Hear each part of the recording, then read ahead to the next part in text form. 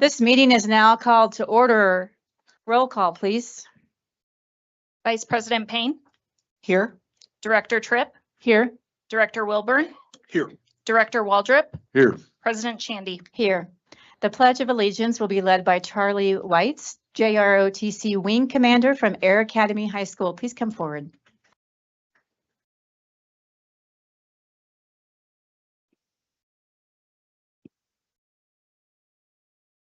I pledge allegiance to the flag of the United States of America and to the republic for which it stands, one nation, under God, indivisible, with liberty and justice for all.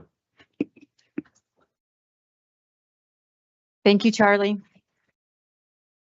Welcome, everyone, to our Board of Education meeting this evening. We're excited to start our gathering by celebrating the outstanding faculty, staff, and students of D20.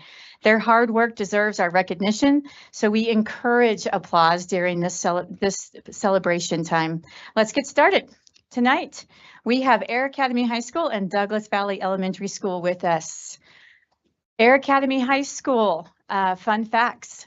Principal Dr. Amy Rippinger, the first high school in District 20, the only public high school in a military base in the United States. And since the founding of Air Academy High School in 1957, their cadets have won 34 state titles, of which my sons participated or in at least 3 of them. So welcome, thank you so much. And I do like to reiterate the first high school in District 20. It's part of our foundation. So thank you. Yes, thank you very much. Good evening, everybody. We're very excited to be here. Can you hear me okay? Am I speaking? Maybe Pull it a little closer if you would. Thank you. Right. You can pull it to you. It will. Is that better? That's much better. Thank you. We appreciate the chance to share a little bit with you tonight about our exciting adventure of building a new building. To be specific, this year, the school year has been about the schematic design process, which as the new leader of Air Academy has been a neat way for me to get to know the culture, the climate, the history, the foundations of Air Academy, which are very exciting. And like President Shandy mentioned, Air Academy is the first high school in District 20, and we are the only high school, public high school on a military installation. And so that puts us in a pretty unique position. So this school year, I have 4 people up with me that I'll introduce in just a minute, but this school year has been about working with our architects, HCM, as well as our builders, non-construction, and really laying out what we want the overall design of the building to be, to make sure that we carry forward the culture and the continuity of these fantastic traditions that we have as cadets. And so in the beginning, in September of this last school year, we brought all of our teachers together to meet for the first time with the architects. And there should be a slide popping up here at some point for us to kind of visualize this process. I'm sure Mr. Honeycutt's working on it. Thank you. Perfect. Okay, sounds good. But in September of the school year, we brought all of our teachers together and basically gave them an entire day to talk to HCM and to say from their perspective as educators, what do we need in our building? What do we need to move forward with? What do we need our spaces to look like? And then from there, we concentrated a group of people. We took community members, a couple parents, a couple students, 2 students that are with us tonight, administrators, teachers. We have a teacher on that group that's with us tonight. And the design committee really stepped forward and said, here's what we want to dig down into the process with the architects and bring forward. From that design process, and I'm going to say the specifics to them so they can talk to you about that.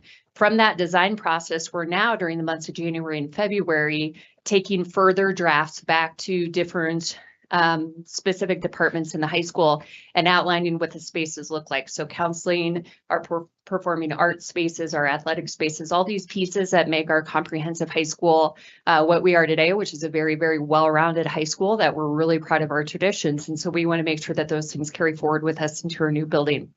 So real quick, before I introduce and pass off the mic, this is the overall design process, and I thought it would be helpful to have a visual up here for you. You'll notice that there's no timeline on this yet. We're not far enough in the process to be specific about dates and times, but we thought it would be helpful for you to kind of see how this unfolds, which is unique and different from Douglas Valley in their process. Air Academy is following a collaborative design build process where we do those things together. And so we're in the early phases of the schematic design. Then it's going to go to the federal government and the PSMI people, and they will take a look at numbers and data and all that stuff and give us the final approval. And then we'll bring it back and we'll work on our construction documents and all the blueprints and all the specifics. And then we'll be able to break ground after that. And so that gives you a little bit of an idea of the process. So I want to introduce, Charlie Weitz. He just led our Pledge of Allegiance. He's one of the students on the design team. We also have Marina Schnickel, who is our student body president. She was on the design team as well. We have German teacher Jillian Likens, who is going to share her perspective as being a teacher on the committee. And then we have parent member Katie Chukas, who is also our student advisory group, school advisory group co-leader together with Charlie. And so she's an important part of the design process as well. So I'm going to trade places with them and kind of let them share their experiences with you. Good.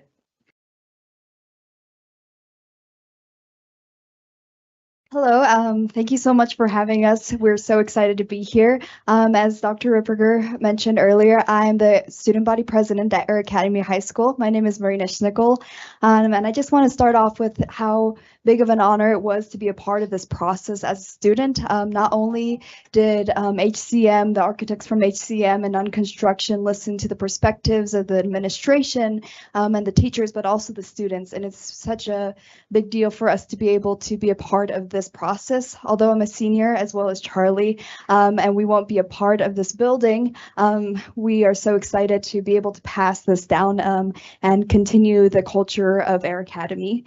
So I just want to start off with how we went through the process of this design advisory group.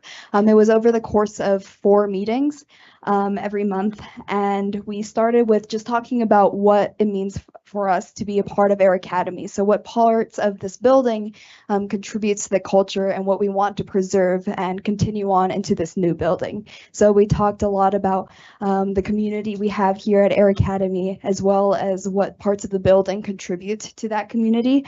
And the architects really listened to that. And within the next meeting, they were able to come up with 3 different designs that really spoke to the aspects that we talked about and that contributed to our culture.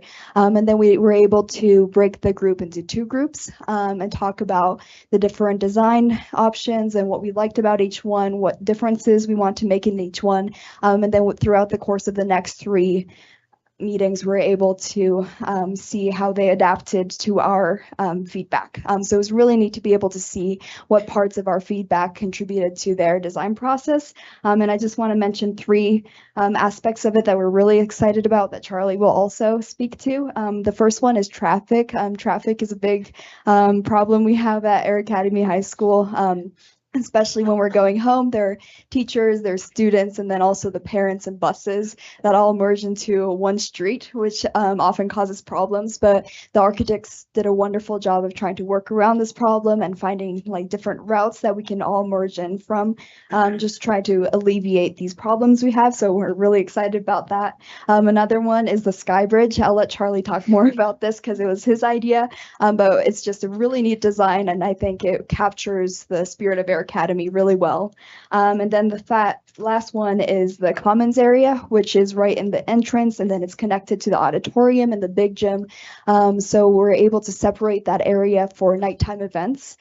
So we can have this really big, exciting feeling of a community when we have these events, whether it's a sporting event or other athletic events, or if it's a performing arts event. Once again, I just wanted to say thank you so much for having us. And it was an honor to be a part of this process and also be able to speak of it in front of you guys. So thank you so much. Thank you so much. Charlie.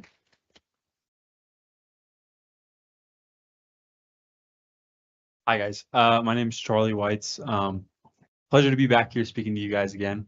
And the big thing I got from the design advisory group was Air Academy has given me so much, so many amazing opportunities, memories, and stuff like that all 4 years I've been there. So the opportunity to give back was amazing. It was definitely the most enjoyable thing I've done 4 years of high school.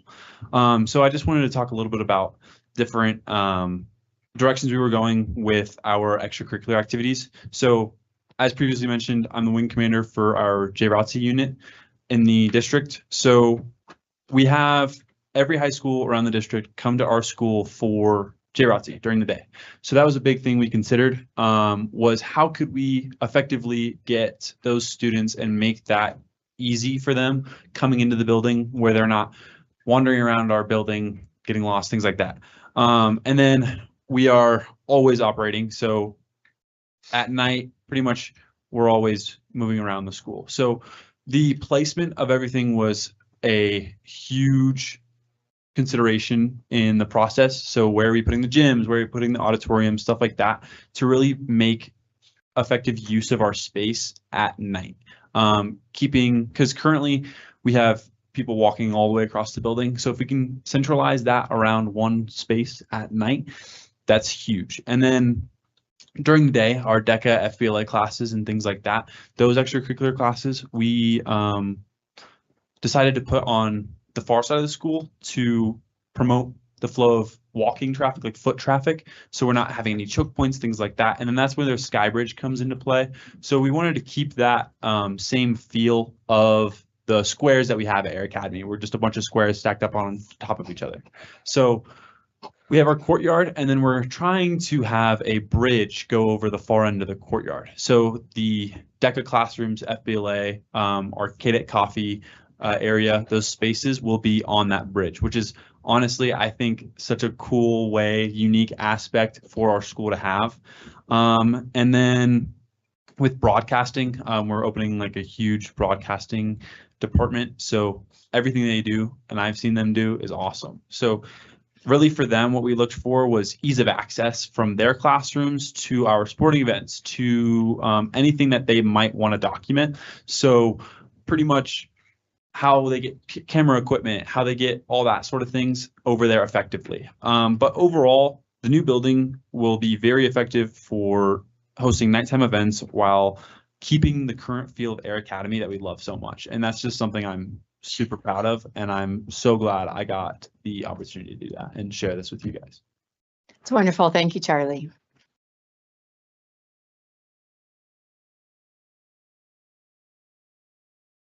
Continuing in the same vein of Marina and Charlie, from a teacher's perspective, it was a great honor to be on the committee. And the design process for the new building was especially exciting for me, knowing that the physical space of a classroom really has a profound impact on the learning that happens within it. And we're all looking forward to the improved sense of comfort and well-being that comes with the new spaces.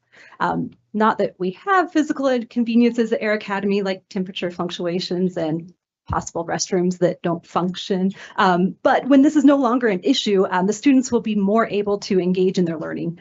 Also, the prospect of natural light in every learning environment across the building is extremely exciting for us to help then create a more positive experience for our students. And the design team has been very responsive in keeping the comfort and our well-being of our students and our learners at the forefront. As they also mentioned, beyond the improved learning environment, we're also very excited about the opportunity to showcase the unique spirit of Air Academy. So when discussing what makes Air Academy, what came to the top of every conversation with our focus group was the idea of the community that we've built. So at the forefront of our design conversations was the idea of keeping our building focused upon that. From the welcoming commons area when you first step through the door to the central courtyard that allows for academic and social gatherings, the Cadet vibe really does ring true throughout the entire building. And lastly, what I'm excited about as an educator, even though it's not my field, is the new design offers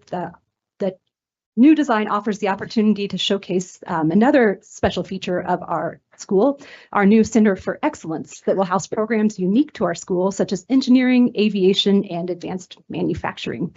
So the space will allow for flexibility and innovation as these programs adapt with the times. And special thought is being put into features that allow for current and future expansions in these fields. Overall, it's exciting to move forward with a design that allows us to still honor our history as the original high school in District 20, melding future innovations with an appreciation for the people who have brought us to this point. Wonderful. Thank you so much.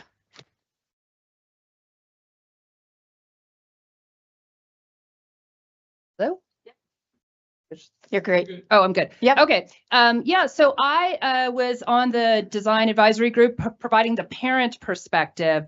I've been in District 20 schools for 13 years now, and many people who are in our West Side community, these are people who live on Usafa, Golden Hills, Rock Rimmon, Peregrine, and Pine Cliff. These are 3 generations of people who go to Air Academy. And when we really thought about the perspective we're trying to provide there, it's about, as parents, is creating an environment from 6:30 a.m. till 10:30 p.m. where our KDETs can thrive, no matter what they do. And the insights that really those of us who are not educators were trying to provide is things like young drivers and what that means. Also, the fact that our students are coming in and out of campus constantly. You heard about the J. ROTC students coming from other high schools. The fact that we'll have more CTE programs that are very unique, having kids come that way, students that way. And our students from Air Academy are at Pikes Peak and UCCS constantly as well. So we've got this constant flow that I don't think our architects really knew much about, trying to think about, and all of the different activities. A lot of our time was not spent just on the design of the inside of the building, but the exterior. Again, we have a lovely set of what it means to live on the West Side, to go to school on the West Side, to work on the West Side. And that exterior, we really thought about what it takes to be good partners to the base and what it takes to be functional for us. We talked a lot about the baseball field and the softball field and what's required out there. We talked a lot about Kiss and Go parking that goes on and Kiss and Go drop off that goes on. And also thinking about things like attending tennis meets and softball games and what that means for parking and the marching band that's also drilling at the same time. We talked about the K-Dome and people being there. We talked about the auditorium and all the performing arts spaces and spaces behind the scenes for performing arts that we needed. And so that it's been so great to be a part of this process. And I think it's an exciting time to come for our future KDETs. This is something that, if I think about the past 6 years of fighting for clean bathrooms and working bathrooms at Air Academy, this has been important to me. And the fact that in 6 years' time, we will have functioning bathrooms all over the school is going to be amazing. And I think this is such an important thing for all of our neighborhoods that this is their neighborhood school. So thank you for letting me be a part of the process. Thank you, Ms. Chukas. Appreciate you.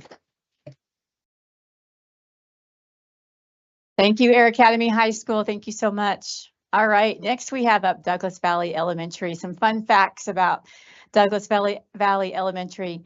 Principal Adrienne Moray is here. She serves as a student population that is approximately 96% military connected. Douglas Valley was built to look like an airplane from the top.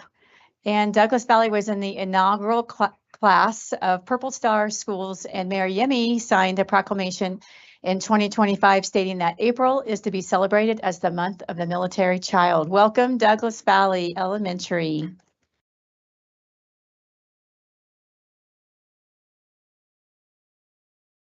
Okay. Oh, I was like, do I have to hold it down? So we have our robotics team here, part of our robotics team. This year we had 2 full teams that competed and we had one that went to state. So this is a compilation of both of the teams and they are here to just share a little bit about their robotics experience. It does tie in nicely with the West Side. We've had lots of support from Air Academy and Eagleview Middle School as we've been getting our teams up and running. And so I'm going to turn it over to them because they have lots of fabulous things to share. Wonderful.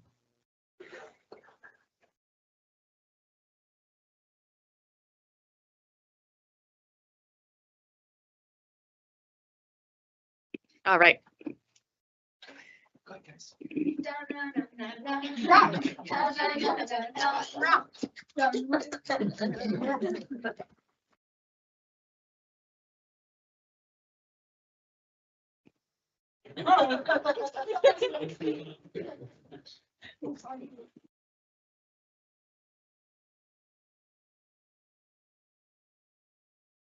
you guys pass this when you talk?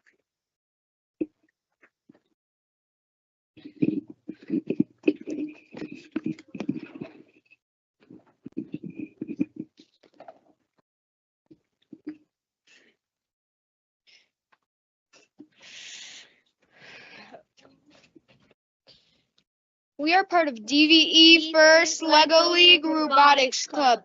Who are we? The Artifactors. Can you? Hi, I'm Wes, a fifth grader, and this is my second year in robotics. I was one of the team captains and handler faithful of the Digbot, the dog.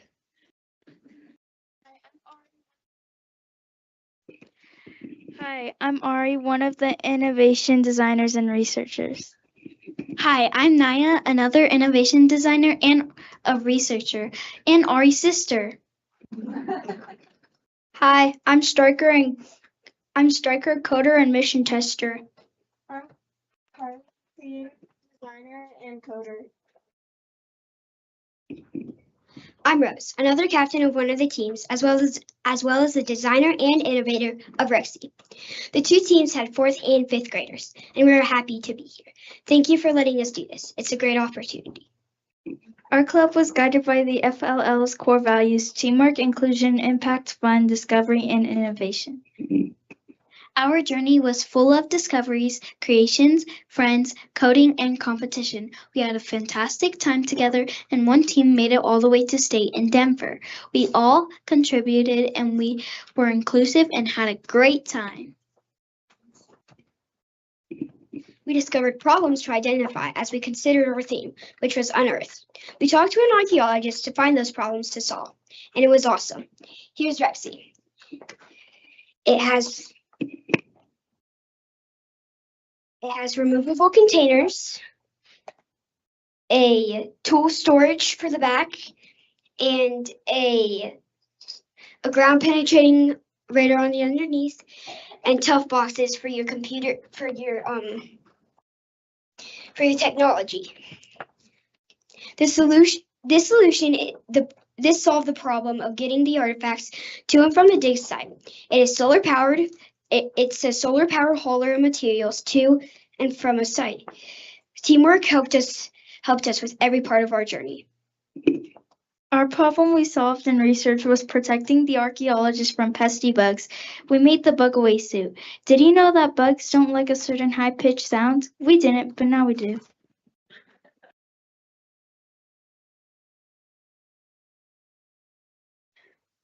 We were innovated. First, we builded the Lego missions to complete our game table. Then, the teams designed different robots with partners while using engineering process to iterate. All students coded and coded again and again. An engineering matrix that Colonel GD showed us was used to find the winning robot, the dog. She uses that matrix with her cadets on the academy. Using that design as our base, we added arms, attachments, and sensors to accomplish missions. We created an example of our creative coding for you to see. Would any of you like to come up and push the button on the dog?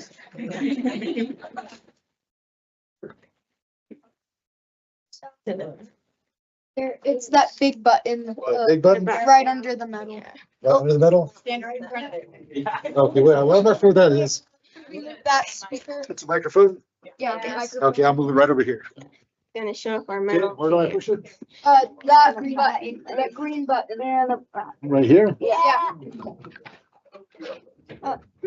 I heard it. I'll try it again. Here you go. I hear something. Click it again. Yeah, Okay. takes a couple times sometimes. Is it gonna work? Oh my gosh, what is going on? We got the wrong robot. Oh, really? Well, it would come up and Spin around and show you spin the metal. around, show you Uh-huh. the metal. Yeah. This is what we won from going to state. Yeah. Oh, yeah? We can show you individually if you want. Oh, very cool. Sorry. No, it's actually.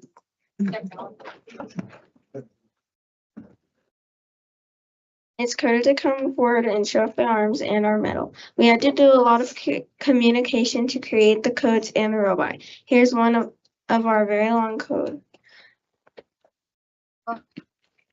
Okay. Well, that was, Yeah. Through conversation with the archaeologist She even admitted seeing things in her professional world a little differently. After talking with us, besides having the impact on her, we have grown as individuals and a team. The skill and experience were irreplaceable, and we would do it again. In fact, some of us are already talking about next year. Bum bum bum. Bum bum bum.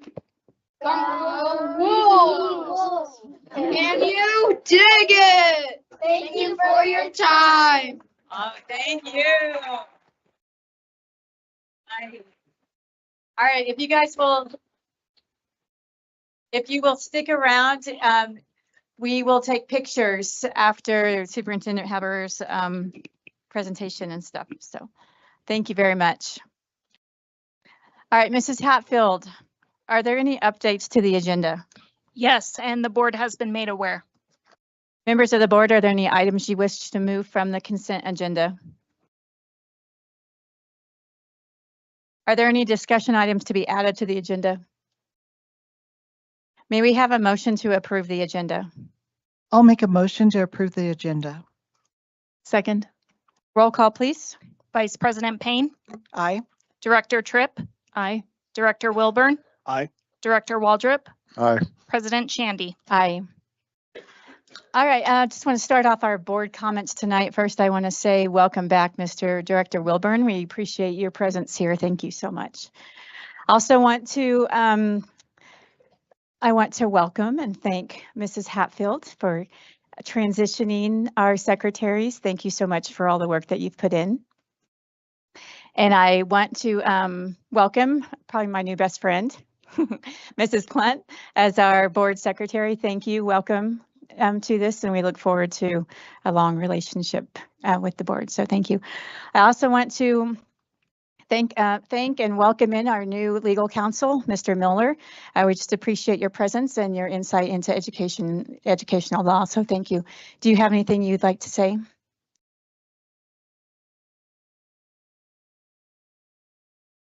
Thanks so very much for welcoming me. The staff, Rebecca and Brittany, people in the cabinet have been just so gracious. Ginger, you're amazing, and it's been fun to get to know you. Longtime D20 resident, my son, who's now a lawyer, Joshua, is part of my team, started Antelope Trails in second grade in 2000, and so we've been part of the district, and it's really a great blessing to be able to be a part of this team. As you know, we've long been counsel in other places regionally. District 49 has been a longtime client of ours. And to that end, we designed, after lots of interaction, a plan where we could provide what we think is a great set fee sort of engagement so that we can assist you, but you can normalize and manage your legal bills. We're looking forward to it. And everybody's just been wonderfully welcoming. I appreciate it very much. Thank you. Thank you. Welcome. Vice President Payne, do you have comments? Oh, wow. Do I have a comment? I have to make one. I just have to say thank you. It's so great to see everybody here in the audience and all the children. I also want to just say welcome to the team, all of the people. It's been a very intentional effort for everybody to really make sure people feel safe and comfortable and that we're onboarding. So I know that we have a lot of new people, but we're just all working really hard as a team to collaborate with cabinet and make a difference. Thank you. Director Wilburn. Thank you, Mrs. Shandy. Just want to say thank you to everybody. I think everyone knows we've been through a big personal tragedy, and the outpouring of love and support from my fellow board members. Thank you for pulling my weight for these last few weeks. Superintendent, cabinet, and the District 20 community at large. I've got a stack of cards here. Cards, flowers, meal trains. It's been overwhelming. We love you, brother. All right, Director Tripp. I just want to say, Director Wilburn, it's so glad to have you by my side. I was feeling a little without a wingman up here, so I'm really glad you're here. So people sometimes have been asking me, like, how's it going on the school board, which I appreciate that. And I usually say it's just interesting and I'm studying a lot and I'm learning a lot. And then they say something like, yeah, it's kind of probably like drinking from a fire hose, huh? And I thought about that and that violent image of like, you know, drowning in water and your eyeballs and your skin being blown everywhere. I was like, that's a little too much. So really for me, it's a lot like cleaning out a closet where you're like, wow, I love that. Or like, I mean, it's basic, but it's awesome. Or like, oh, that does not work anymore. And sometimes just, wow, I didn't even know that was in there. And so that's a lot what it feels like for me. And, you know, somehow you open this one box, next thing you know, the afternoon's gone and you've got other closets involved and now the garage is suspect, you know what I'm saying?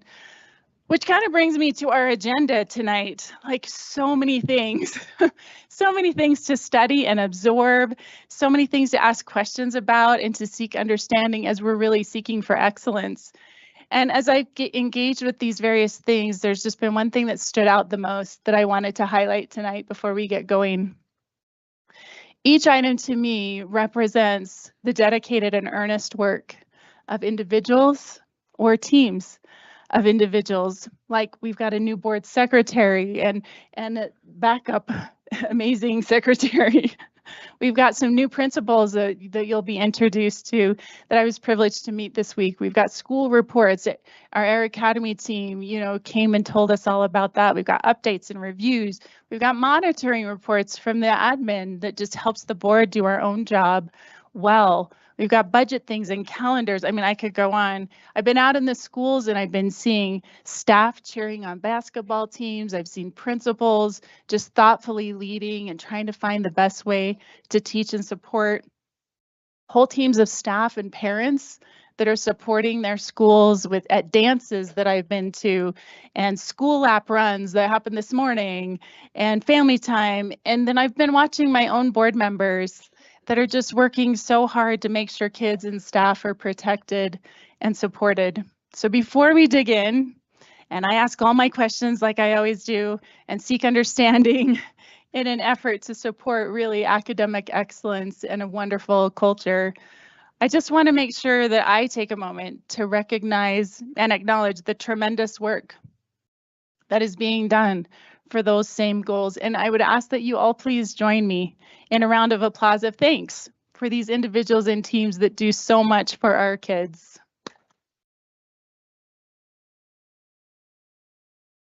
Thank you. Director Waldrop. Yeah, thank you. First, I want to just say thanks to the board members and the superintendent. We had a couple great times going up to the Capitol to really advocate for District 20. It's great meeting with our lawmakers and really knowing some of the things that are important for our district, funding as well as different issues. And it's great to be able to see that. And this morning, be able to go with a couple of our students up there, which are wonderful students, to have them learn a little bit about that experience as well. So that was fantastic. I did have a couple other things I wanted to mention today, for the board comments. One is thinking about our book review process. I think it might be something for us to revisit. As sometime I know we've had this has been ongoing kind of concern for the public for quite a while. We've heard it here many times, even before I was on the board. This is coming up. I decided to initiate that process myself, and one of the books that was read here last week has some very questionable kind of things that we're hearing. And that process, there's little things we could adjust, maybe going from, I didn't know about 5 days, if it was 5 calendar days, for example, or 5 work days. And so when I was waiting for that initial response, I wasn't sure exactly, how long to wait. The initial responses were kind of like, this is our justification for the book, rather than kind of what were your concerns and how can we try to address those things and what's that pathway. I think those might be little kind of things we might be able to work on. Some of the other justifications for the book were, for example, one is that it had been checked out once, but that was because my daughter checked it out for me to read it, because you have to read it before you can challenge it. And I couldn't even find the book at the local library. They couldn't even order the book for me, and yet that's in our library here. So I thought that was a bit of a concern. So I thought hopefully we can work on having that be more of a collaborative process between our educators and our parents who might be concerned, or citizens, to move that along. Another thing that's come up quite a bit, obviously, has been the protests. It's been going on all around the country. It's happened here within our own district. So we've been seeing those things that have come up. And I think we want to make sure that our students kind of embody the First Amendment, the right to freedom of assembly, freedom of religion, and be able to embody that in an accurate way.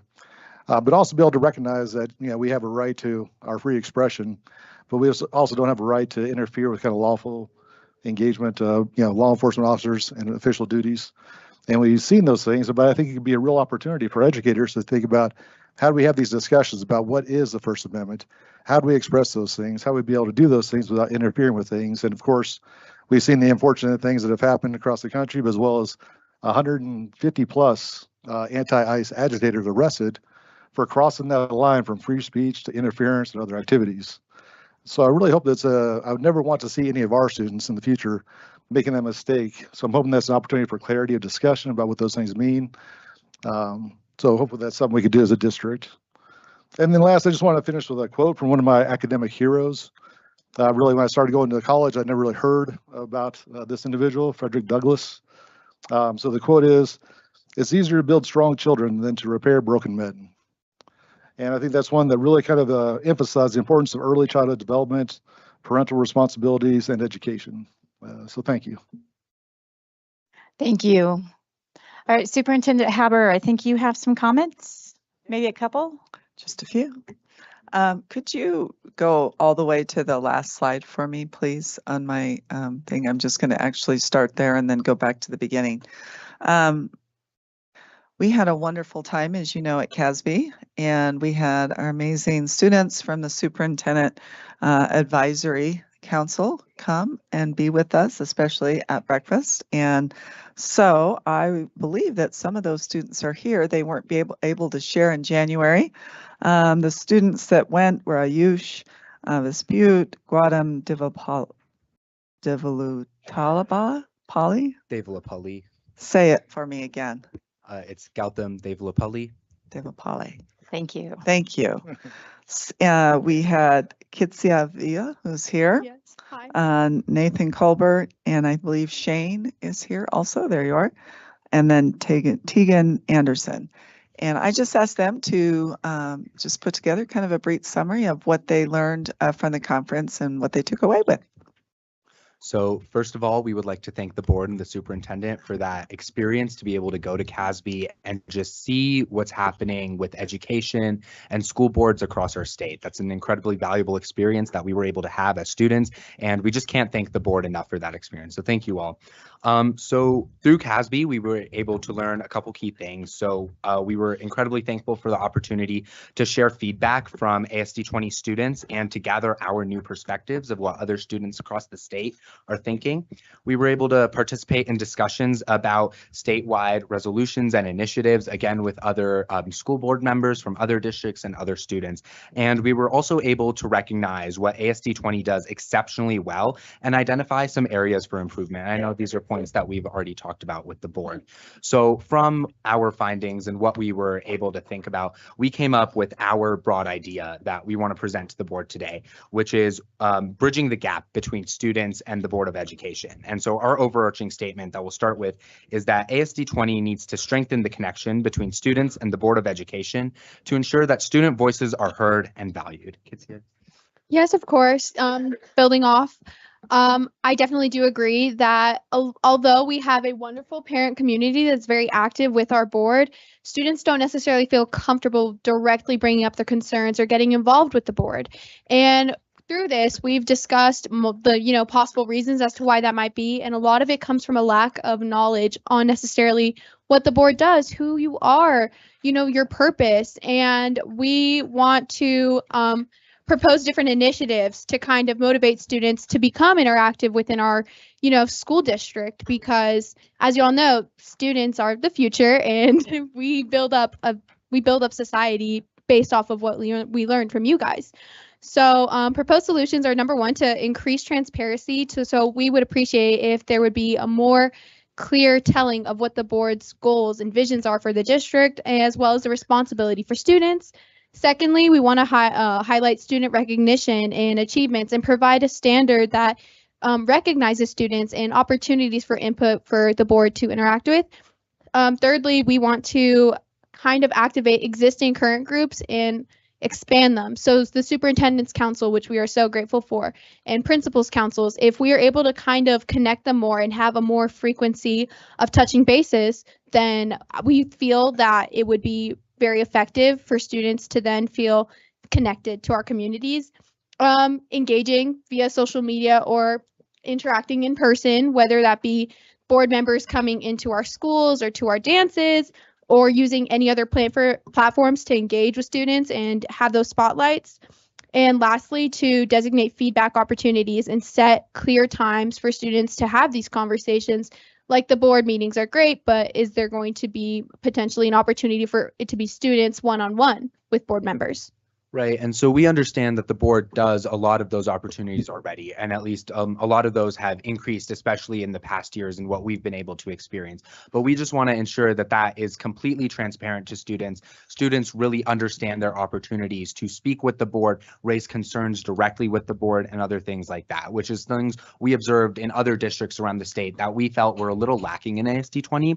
So from our proposed solutions, we kind of expect a couple different outcomes or things we would like to see in the future, which is a stronger student board relationships.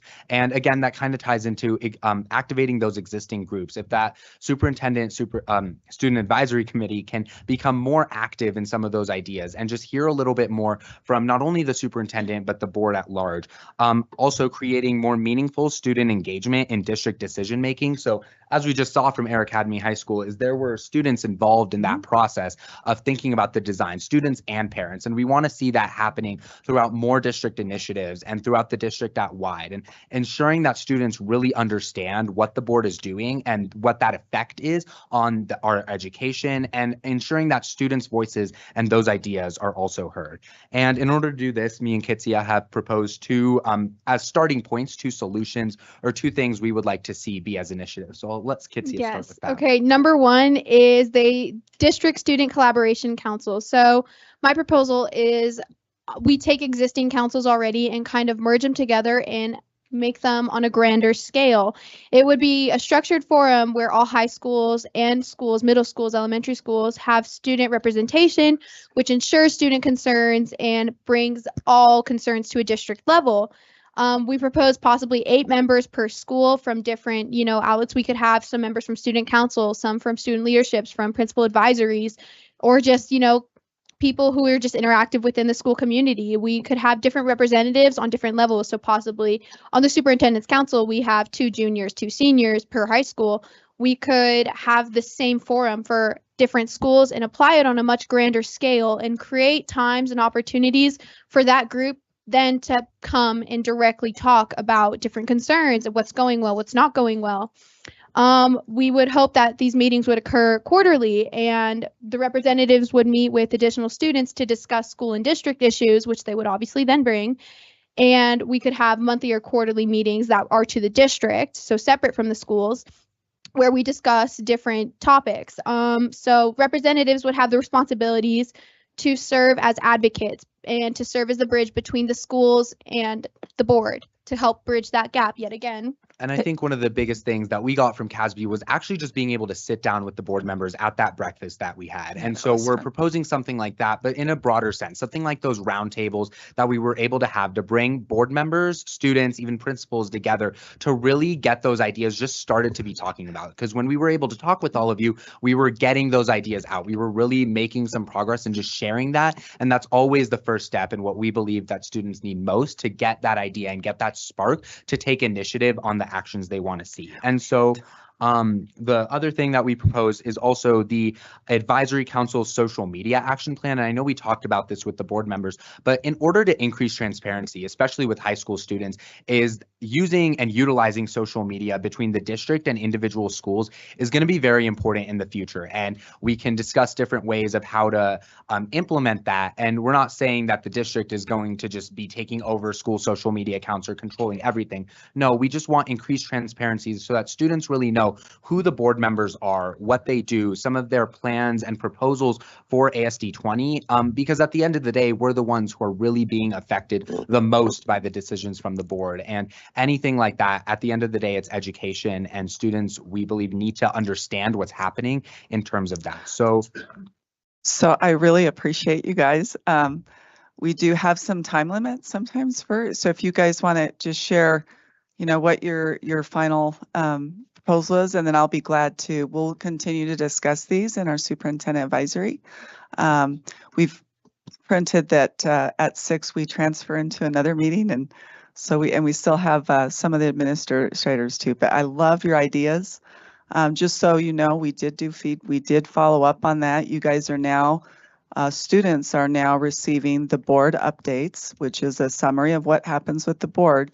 So I think that was something that fairly new. We didn't talk about that last time. So that would be something, to encourage, and also, we said we were going to put some time aside for that, but you guys have amazing suggestions. And I really appreciate you guys sharing. Yeah, thank you. Again, we just want to thank the Board of Education so much and Superintendent Haber for these incredible opportunities. And we're excited to speak more with you guys in the future. But thank you. You're amazing. Thank you so much.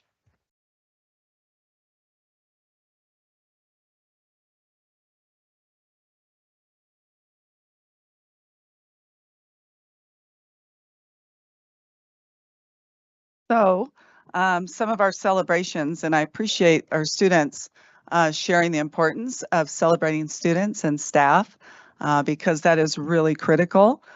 Jamie Lester, who is the principal at Eagleview Middle School, just won the 2025 USA Pickleball National Championships in San Diego. And so let's give him a hand for that. He also earned gold at both the Rocky Mountain State Games and the Colorado Senior Games, which is really fun. Pine Creek High School, we've got some amazing artists at Pine Creek. They have over 30 students received awards at the Colorado Scholastic Art Awards, including 5 student portfolios, which consist of 6 high-quality pieces of art that are all created along a theme. And so I just want to acknowledge the art and multimedia teacher, Tiffany Davis. She is fantastic. I've been in her room several times, and every year her students win national awards. So a huge shout out to her and her students and the amazing awards that they win every single year. Douglas Valley Elementary, speaking of Doug Valley, the 3rd graders got an exciting surprise when the U.S. Air Force Academy mascot, the bird, visited campus with the USAFA cheer and dance teams to celebrate the mascot's 26th birthday, which is really cool. I love to see that partnership. Had a chance to go to the Rampart versus Pine Creek High School basketball team. I think I just about caught that shot as it was going through the hoop. I was pretty excited about that.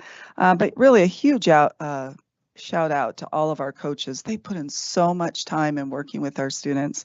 And then it was also a special treat here because Assistant Principal Davlin Edgett, she sang the national anthem a cappella, as a matter of fact. She was amazing. So true team effort there.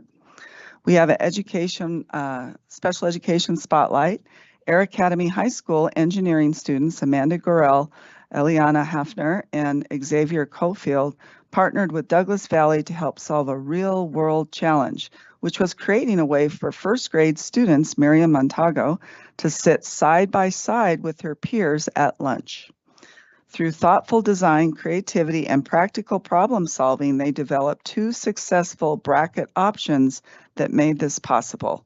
Their work demonstrated not only strong technical skills, but also empathy and teamwork, which we know are part of the character traits we want to develop as part of the board ends.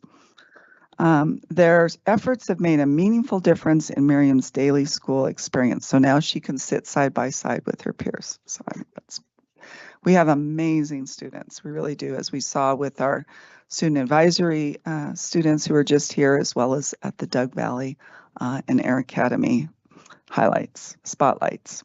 So here are some of the schools I had the wonderful opportunity to visit. Whoops. So at Explorer Elementary School, I went to different classrooms with Principal Kristen Driver. And over on the left there, I had a chance to observe a PLC in action.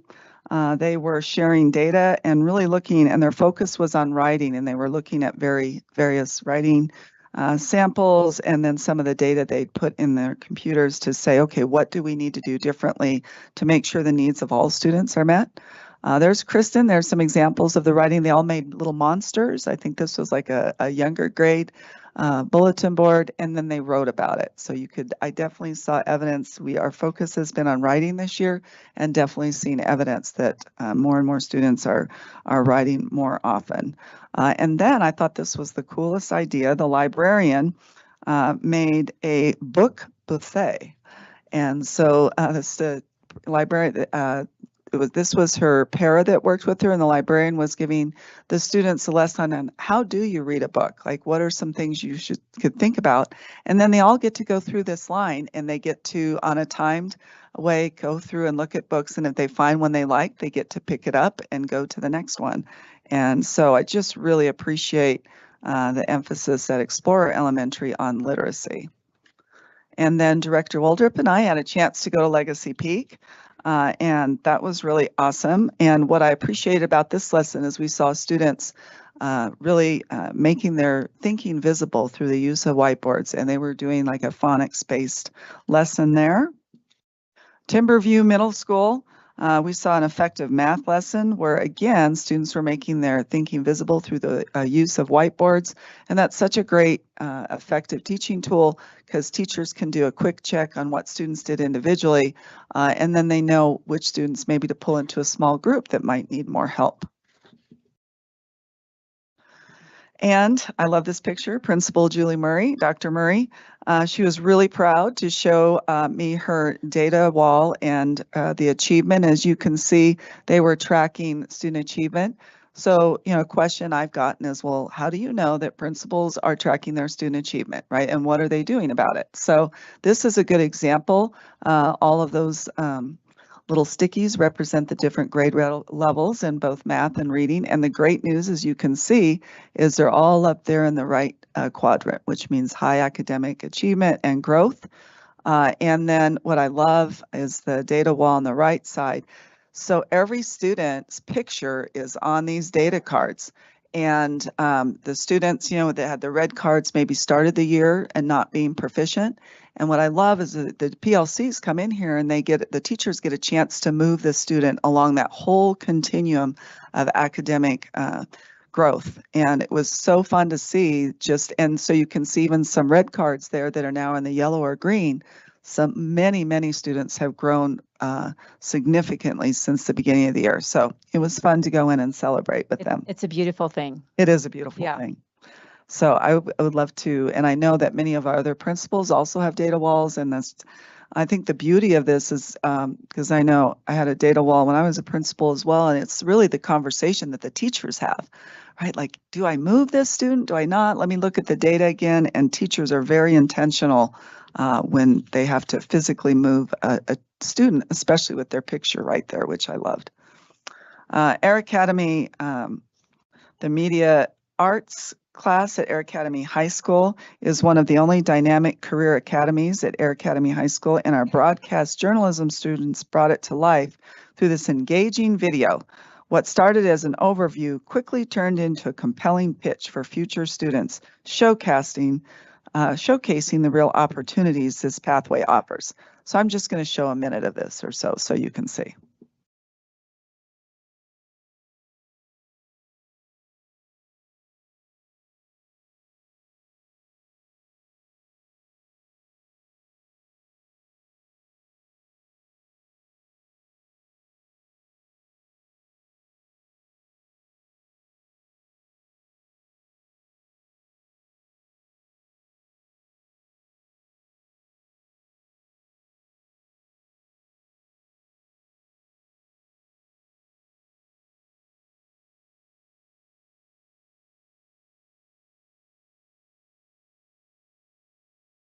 Thanks for showing some interest in the Air Academy Broadcast Journalism pathway. My name is AJ Longhenry. I'm the director of the program.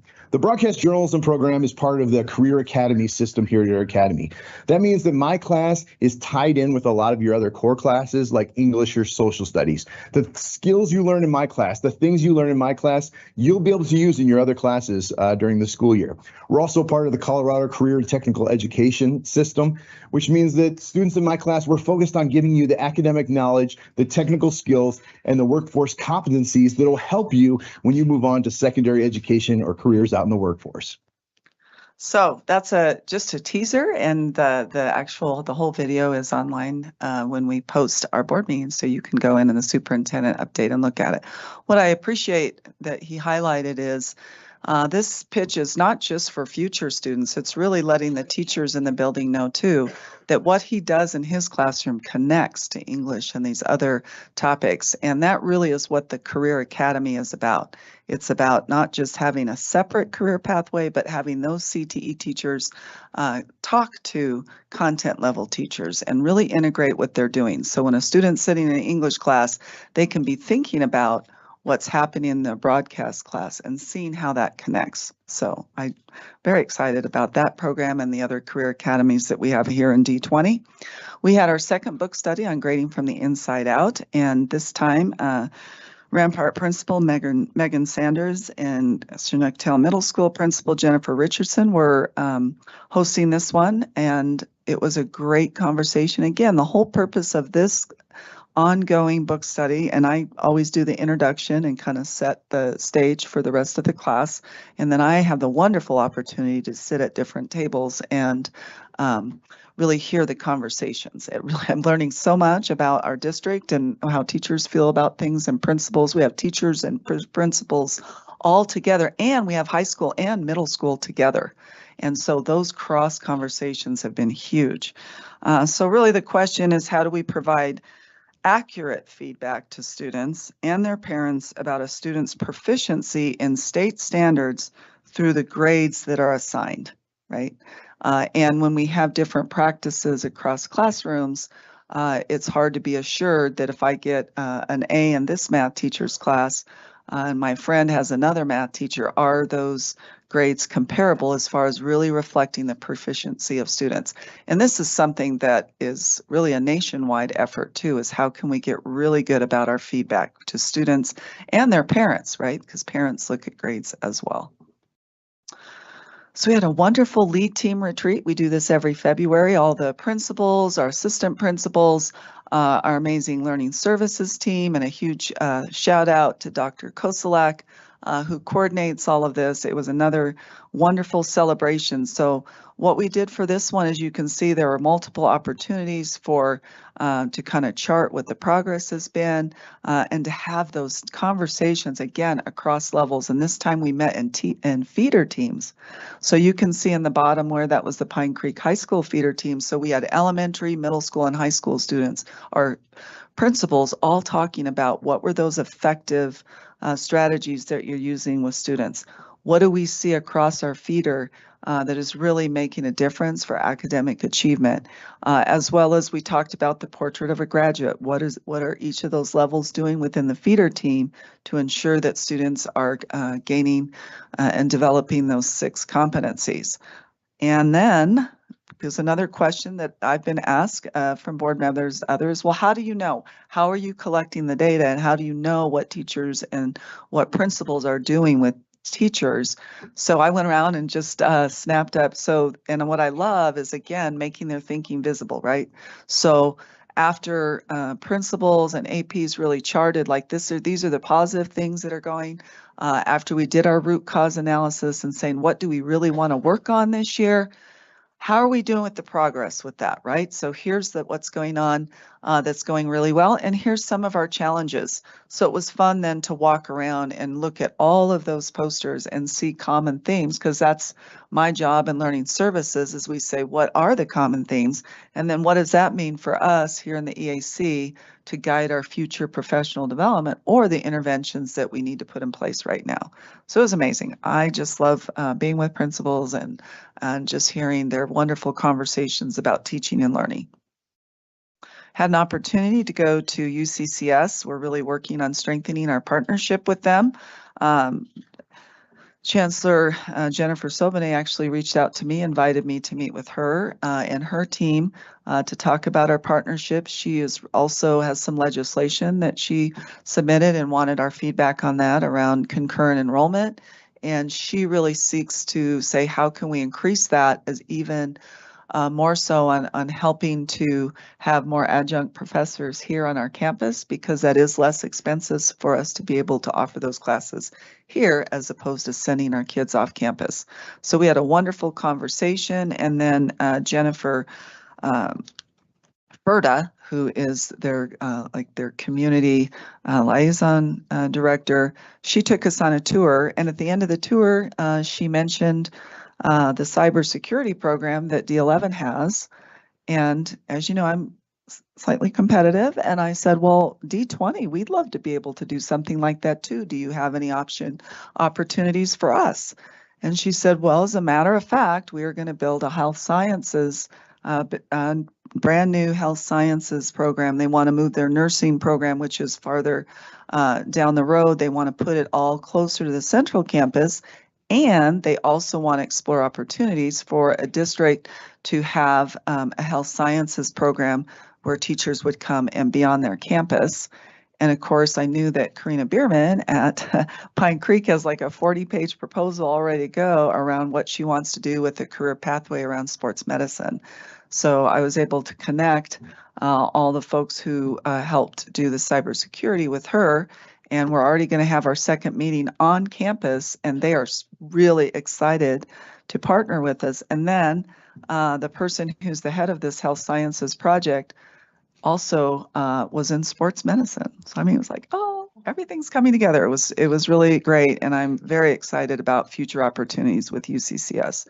They're really an awesome partner. As a matter of fact, we had over 3,300 plus college credits earned by students in fall semester of 2025, and over 1,000 of those college credits were earned by students at Rampart High School with their program that they have, their post-secondary readiness program that they have there. Oh, got a little too hard. There we go. So we had an opportunity to go with Colonel Herndon, our USAFA liaison. We went to Air Academy High School, had a chance to talk to the engineering teachers there. But what was wonderful is I learned so much about Colonel Herndon. He talked about his career pathway and all of his amazing experiences. Do you know he even went to Antarctica and just talked very highly about his experiences in the Air Force and now working at USAFA. So that was really wonderful. CSLI, or Colorado Springs Leadership Institute, as you know, I was chosen to be a part of their cohort, and I had my first cohort class on Monday. And we have CEOs from various businesses there and leaders from different nonprofits. And we just had this wonderful opportunity to talk about, you know, what's going well with leadership and what are some of the challenges. And I know it's not a surprise that we're experiencing some of the same challenges, right? And I'm really excited about there'll be a week-long training where they go really deep with leadership with all of us, and it's a whole week in April. So and I really think that even having me a part of that is a vote of confidence in D20, because I represent D20 there, and I think that our community really has confidence in our district and what we're doing. And then we all had CASB Day at the Capitol, and that was wonderful. We had a chance to meet with House Minority Leader Jarvis Caldwell, Senator Janice Marchman, and Representative Ava Flanell, as well as many other legislators. Would anybody like to comment on that experience, or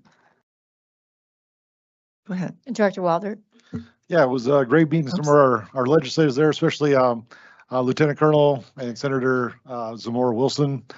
She was fantastic, really kind of sat down, listened to us, really tried to, I think, really understand what our concerns were and how we wanted to best represent the district, and the amount of effort as well as recognition too of how great our educators and our staff are and how well they do with the resources that we have. And I think she really wanted to support us. So I think we really had a great experience there overall. So, yeah. We had wonderful February engagement meetings, and a huge thank you to our presenters.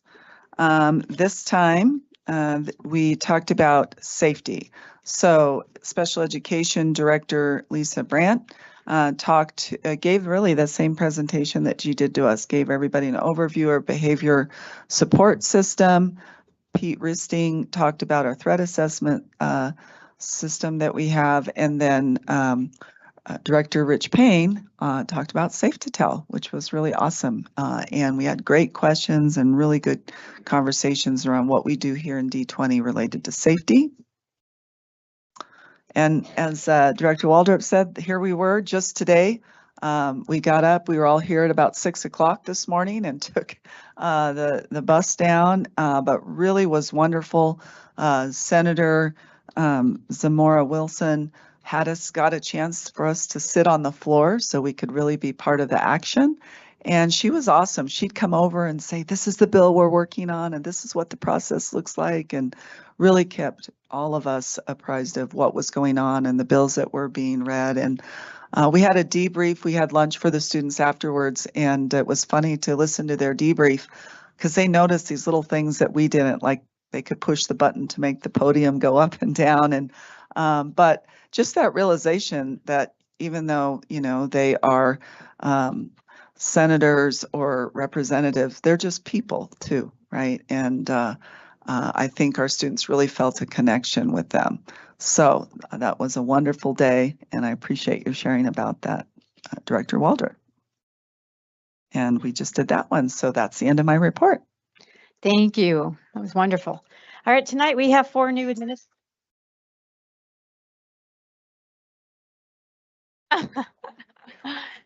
I don't know. Mr. Smart is electric tonight. Nope, that don't work. It's just your personality, sir.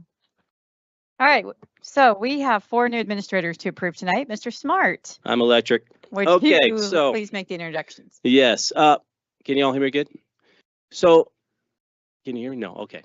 So as you know, the Winter Olympics are happening in Italy. So I thought it'd be fun to ask our administrators I'm going to introduce to you what sport they would do in the Olympics if they were to do one. So as I introduce them, I'll kind of tell you what they thought about. All right. All right. So my first introduction is Amber Izzo, who's being recommended as the principal of Rockrimmon Elementary School. Yeah. Got some peeps in the house. Yeah. Hang on. Hang on. Don't come up yet. Hang on. She's joined this evening by her husband, Joe. Hey, Joe. I love that name. She said she would do hockey. Not that she says she has any talent in hockey, but that she thought it'd be cool. And I think it's because she might want to check somebody into the wall, you know, see what that's like. So Amber holds a Bachelor's of Arts in Elementary Education from Florida Atlantic University in Boca Raton, Florida. Doesn't that sound just fun right now? And a Master of Science in Space Studies. I didn't know that. That's very cool. From the University of Colorado, Colorado Springs. I didn't even know you could get a degree in that. Okay, I'm sorry. She's on me over to keep going. Amber began her career in Florida as a 3rd grade teacher, then came to D20 and worked in Antelope Trails as a 3rd and 5th grade teacher, Discovery Canyon Campus Middle Schools, 6th and 7th grade science teacher, and then a 6th grade social studies teacher, and then moved to Legacy Peak Elementary School as an academic support teacher and assistant principal, and she currently serves as assistant principal at Rockrimmon. We're pleased to recommend Amber to you tonight for the position of principal at Rockrimmon Elementary School. Amber, is there anything you'd like to say? Yes, come on up. Please come forward. Now you can. Yes. Yeah, well, okay. I just wanted to say thank you so much to the Board of Education, to Superintendent Haberer, to the amazing staff of Rockrimmon, Principal Carrie Bonilla for taking a chance on me, all of our amazing admin within District 20 who have been just so supportive, and certainly not least, my husband, Joe, for just his constant support. So thank you very much. Thank you, Amber. Welcome. All right, next I'd like to introduce Molly Bishop, who's being recommended as a principal at Challenger Middle School, where my 2 boys go, the smart boys. And Molly's joined this evening by her husband, Paul. She said she thought about saying figure skating, but she's not that graceful. So she said she could see herself playing hockey as well, but she didn't want to say that she really would like to check somebody. So I just wanted to share that. She has a Bachelor's of Arts in History and a Master's of Education, Special Education from the University of Lamar. And she has a Master's of Education, Educational Leadership from University of Colorado, Colorado Springs. She began her career in Hardin County, Texas. Do you still have that accent? Do we? No, maybe? Bring it out. Okay. And then moved to another town in Texas where she was an educational diagnostician. Yeah, see, that's a hard word to say. And then came to District 49 at Sand Creek High School where she did tag and was an RTI coordinator, both tag and RTI coordinator. And then came to D20 to Timberview Middle School where she was a social studies teacher, an avid teacher. And she was an athletic director and coached cross country, volleyball, wrestling, tennis, basketball, and maybe hockey someday. So we'll see. She currently serves as the assistant principal at Challenger, and we're pleased to recommend her tonight for the position of principal at Challenger Middle School. Molly, anything you'd like to say? She's coming up.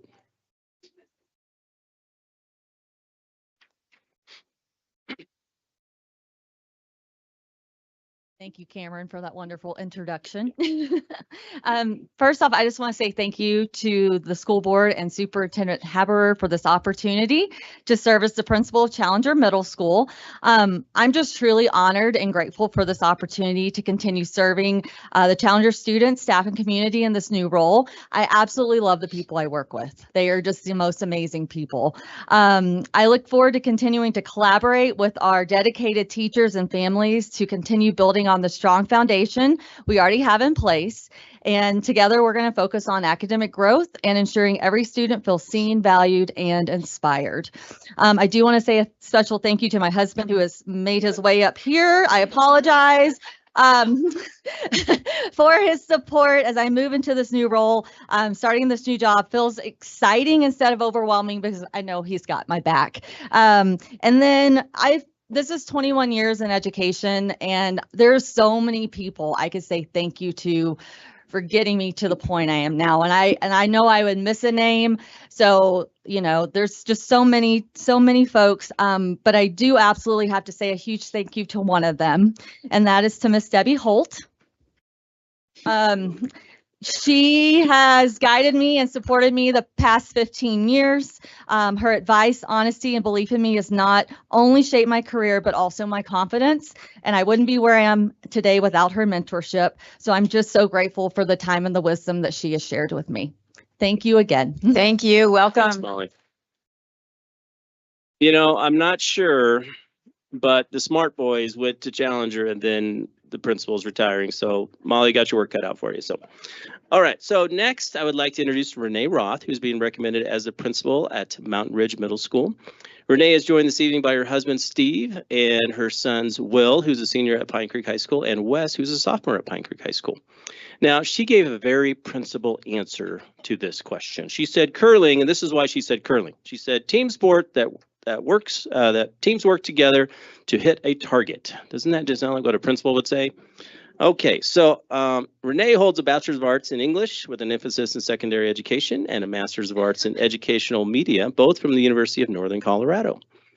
She began her career in Weld Opportunity High School in Greeley as a language arts teacher, then went to District 11 and was a high school language arts teacher, then came to 49 where she was a middle school library media specialist, then was at the Colorado Preparatory Academy where she was a high school teacher and a middle school assistant principal, then came to D20 where she was a 7th and 8th grade at Mountain Ridge, 7th and 8th grade teacher and a literature teacher and assistant principal, and she currently serves as the interim principal at Mountain Ridge. We are pleased to recommend Renee tonight for the position of principal at Mountain Ridge Middle School. Anything you'd like to say, Renee?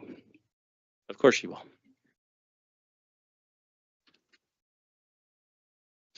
Hello, everyone. Thank you. Thank you, board and Superintendent Haberer, for this opportunity. I got to be in front of you last month to talk about the interim position to finish out the rest of this year. And I am both relieved, excited, and just energized that it gets to continue.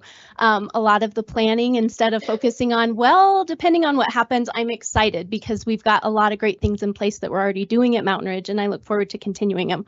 From the great traditions that I've been able to be a part of to new ideas, we've had great growth in map growth, great achievement also that we've experienced this year, and I just can't wait to be a part of that. Thank you to the staff that's come to support me and also to my family. I'm enjoying those last moments with my senior. So many of you know that feeling too, and I'm definitely enjoying that this spring as I get ready to take over, well, continue, I guess, to take over full time in this position. So thank you very much. Thank you. All right, and last tonight, I'd like to introduce Trisha Clough. She got her own fan club. Woo! Okay, and she's being recommended as the principal at Ranch Creek. Yeah. Yeah. Trisha, go ahead and make your way up. Yeah, make your way up. She's joined this evening by her husband, Don, and her cheer team. And I think Carrie Evans might be here as well to support her, former principal at Ranch Creek. Now, Trisha said she also likes curling because she says she's a good sweeper. Now, if you've ever watched curling, that's an intense position because the person that just slid the rock is yelling at you the whole time, sweep faster, stop, sweep faster. So I just want you to know, it'd be interesting to see that in real life. So maybe we can set that up. All right, okay. She holds a Bachelor's of Arts in Liberal Arts from Regis University and a Master's of Arts in Curriculum and Instruction from the University of Colorado Springs. She began her career in D20 as in transportation as a bus driver, and then a free and reduced lunch registrar. Then went to Frontier Elementary School as a first grade teacher, RTI coordinator, and a reading interventionist. Then went to Ranch Creek as an RTI and MTSS coordinator, interim assistant principal. Then became the assistant principal, and now she's the interim principal and going to become the principal. That's just a nice way to get right there. So we're pleased to present her tonight for that position. Anything you'd like to say? Yeah, thank you so much. I've had an opportunity to serve in a lot of positions in the district and just have enjoyed all of those individual journeys. And I am just honored to be able to take the position of principal at Ranch Creek after many years of serving as the assistant principal, and just to continue the work that we're doing there. I just want to say thank you to the superintendent and the board for their confidence in me and just believing that I am able to do this job. Also, I am just incredibly grateful to my family and my husband, Don, as well as just all the district mentors that I've had over my journey. I've been in District 20 for 24 years, and there have been many people who have helped pave that path for me. And I also want to say thank you to my Ranch Creek community. As you can hear, they have always cheered me on and walked this walk with me. And I just want to just continue to serve. Thank you. Thank you. Thank you. You're welcome. All right, we need a motion to approve the consent agenda as posted. I make a motion to approve the consent agenda. Second. Roll call, please. Vice President Payne. Aye. Director Tripp. Aye. Director Wilburn. Aye. Director Waldrop. Aye. President Shandy. Aye. There are 19 people watching the live stream right now. We're going to take a 10-minute break for the survivors of Douglas Valley who through our a little bit longer thing there. So 10 minutes and we'll be back for the business meeting. Thank you.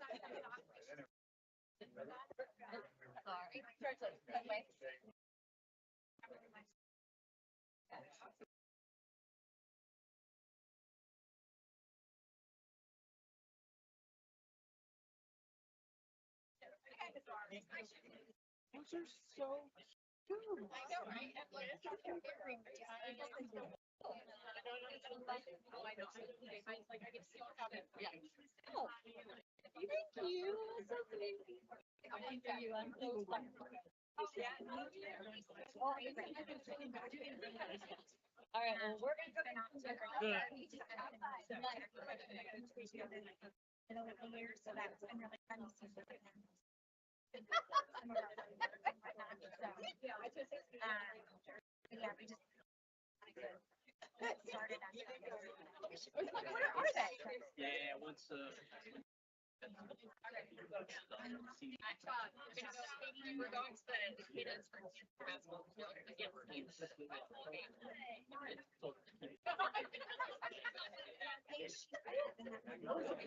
One minute. Find your seats, please.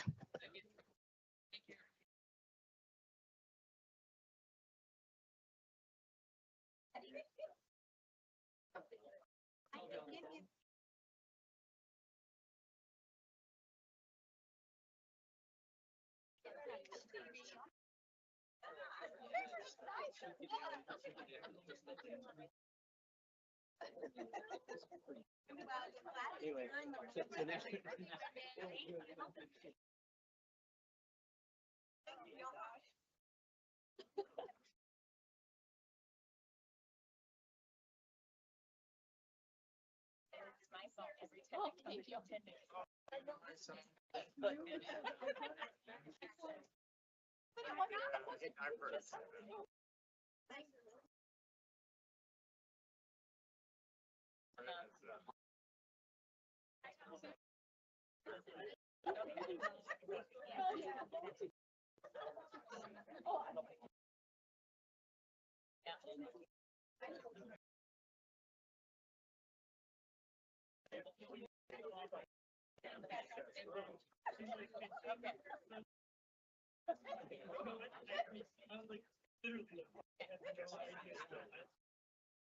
All right.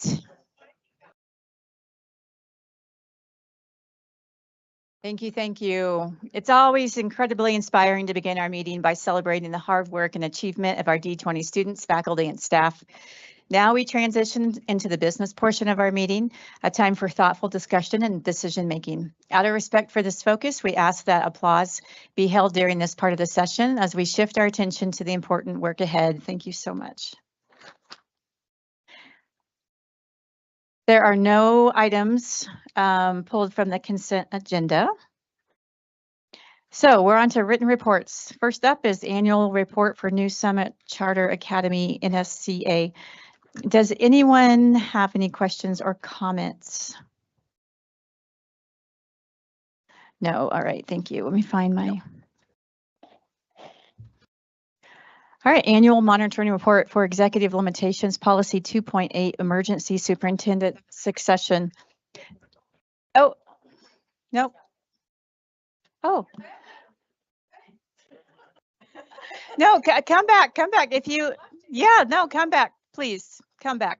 We're going to back to the annual report for New Summit Charter Academy. We would love to hear from you. I didn't realize you were here. I'm so sorry. No, so good. You're good. Thank I you. wanted to make sure. Yes. You guys didn't, if you really don't, you want like, come on, let's We wrap it up. well, we I'm are always running good late, at but no, that. you're great. We And would we'll be fast no, for you. please. Okay. You have the floor. All right. Well, I just wanted to thank you, President Shandy and Superintendent Haber. It is also every year it's with great pride that I get to at least give you guys a quick update on all the things. It's my time to brag about the school, and I just absolutely love it. Just so you know, we are staying always consistent with our mission of New Summit, and that's to build a safe education community that emphasizes a love of learning. that inspires and empowers students to reach new summits. And so a part of that empowering students to reach new summits, we've been really focusing on academic excellence, thriving community, and responsible stewardship. Part of like academic excellence is, which has already shown, we just got some really good mid-year results from NWEA, and so we're seeing the fruition of that. We also have a really big thriving parent community that has just been growing by leaps and bounds, and I'm excited to give you a quick update on that. And then responsible stewardship, this is something that's just always been a really strong point for New Summit. So with academic excellence, you could probably see on the slides that you all have, we do have a really robust support system at New Summit. And so in the slide, you can see all the different people that are really a touch point of our students in our school. And you can also see in your packet that has our dashboard. We always do a quarterly dashboard with our board, and that will give you the end of the year results. Also, we have a Q1 and Q2. If you're interested in me sending that to you, I'll probably want to send you Q2 because it's really, really good news. So I'm super excited about that. We've just got lots going on with some growth there. And so through the last years, we have focused on refining the refining of this year's MTSS process and continued efforts towards our PLCs, just like the district is. We have also systems of vertical alignment that we've really been focusing on as well. We're seeing some promising outcomes in both growth and achievement because of these efforts. And I'm just going to go over the infographic real quick just to give you some context, because I'm sure when you looked at it, you're like, well, what does this really mean? So there's two areas that I'm focused on is the academic success and challenges and opportunities. And with NWEA MAP, this all represents the NWEA MAP results.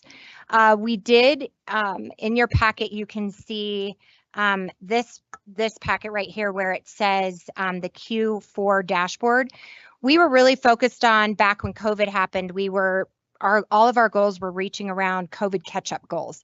Then we went to reaching summits. So we were like, okay, we got through COVID, let's do some reaching summit ones. And now we're about climbing higher. And so that's kind of the theme of what we're looking at.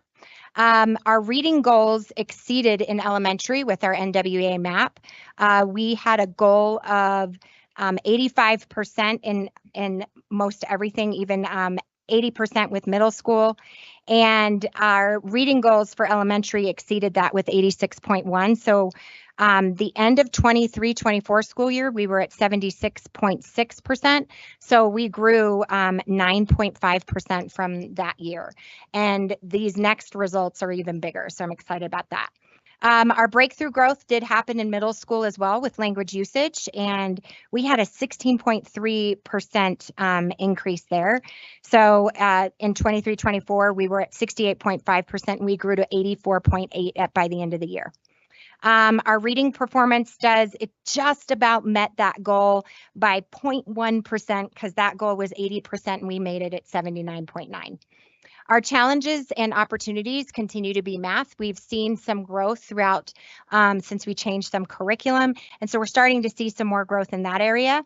But we had a slight dip in elementary math, and our middle school math we didn't meet that goal. But I will tell you, however, for the Q2 results, this year already we're at 75.8. So that 69.9 has gone up to 75.8. So we're getting even closer there.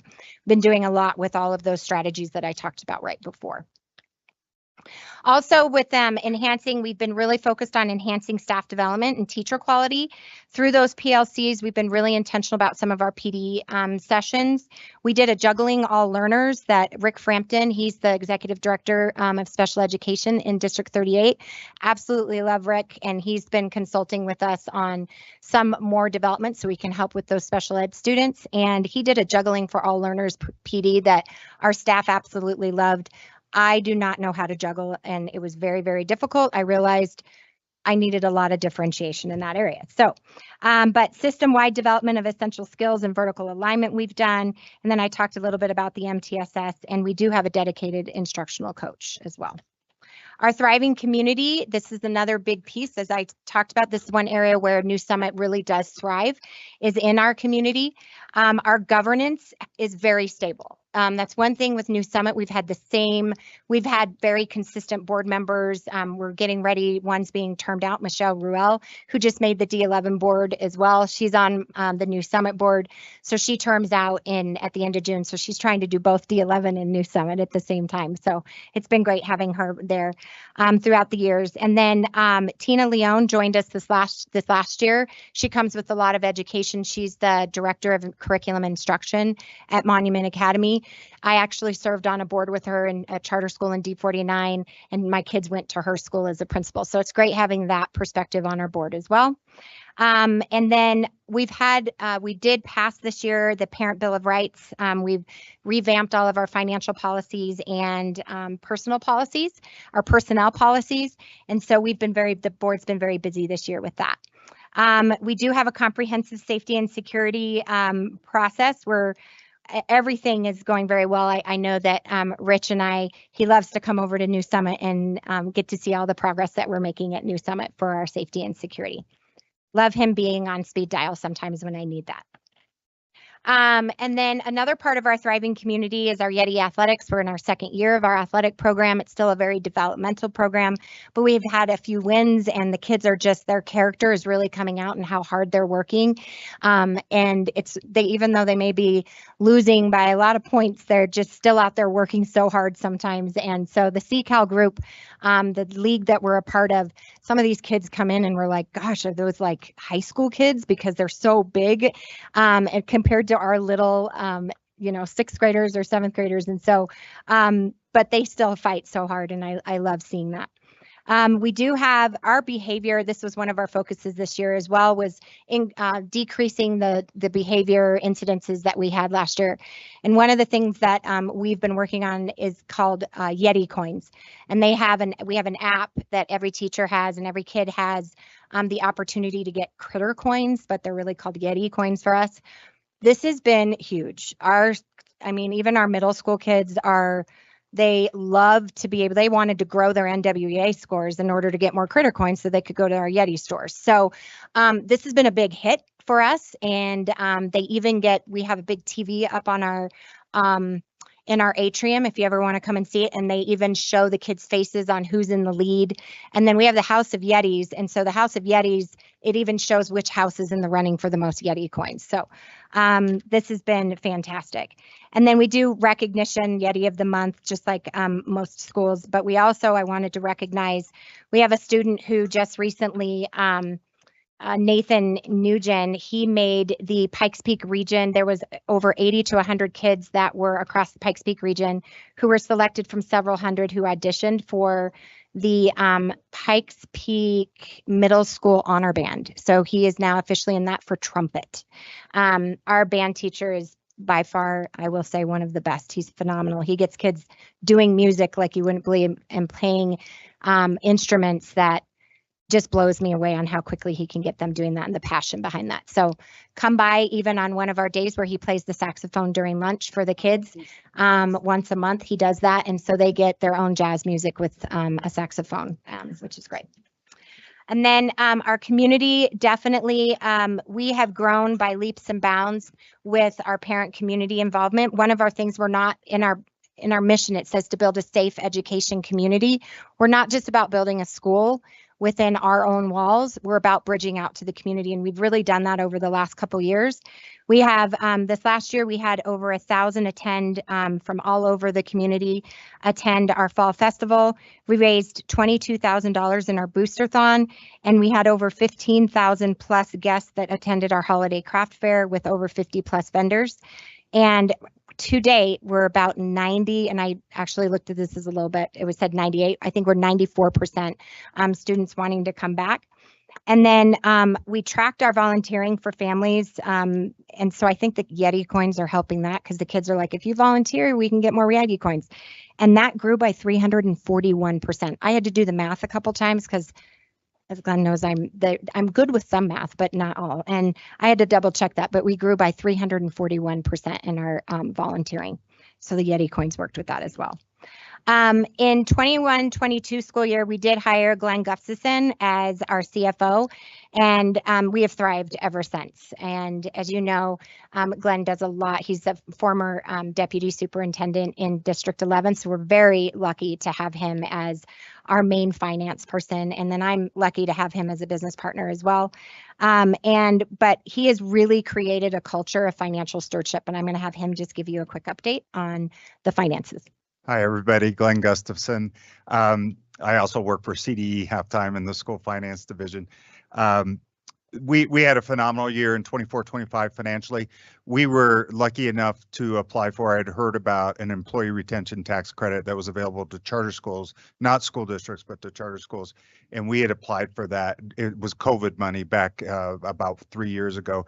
And after an 18 to 24 month delay from the IRS, where they had stopped accepting all applications, they finally released those funds, and we got over $1 million with interest for those funds. And so that significantly shored up our fund balance. And of course, we had great operating results last year because of that. We had a nice profit, and it allowed us to be in full compliance with all of our bond ratios. We just recently refinanced our bonds for our new gym, which is amazing and beautiful. And so having that extra money has been instrumental to us.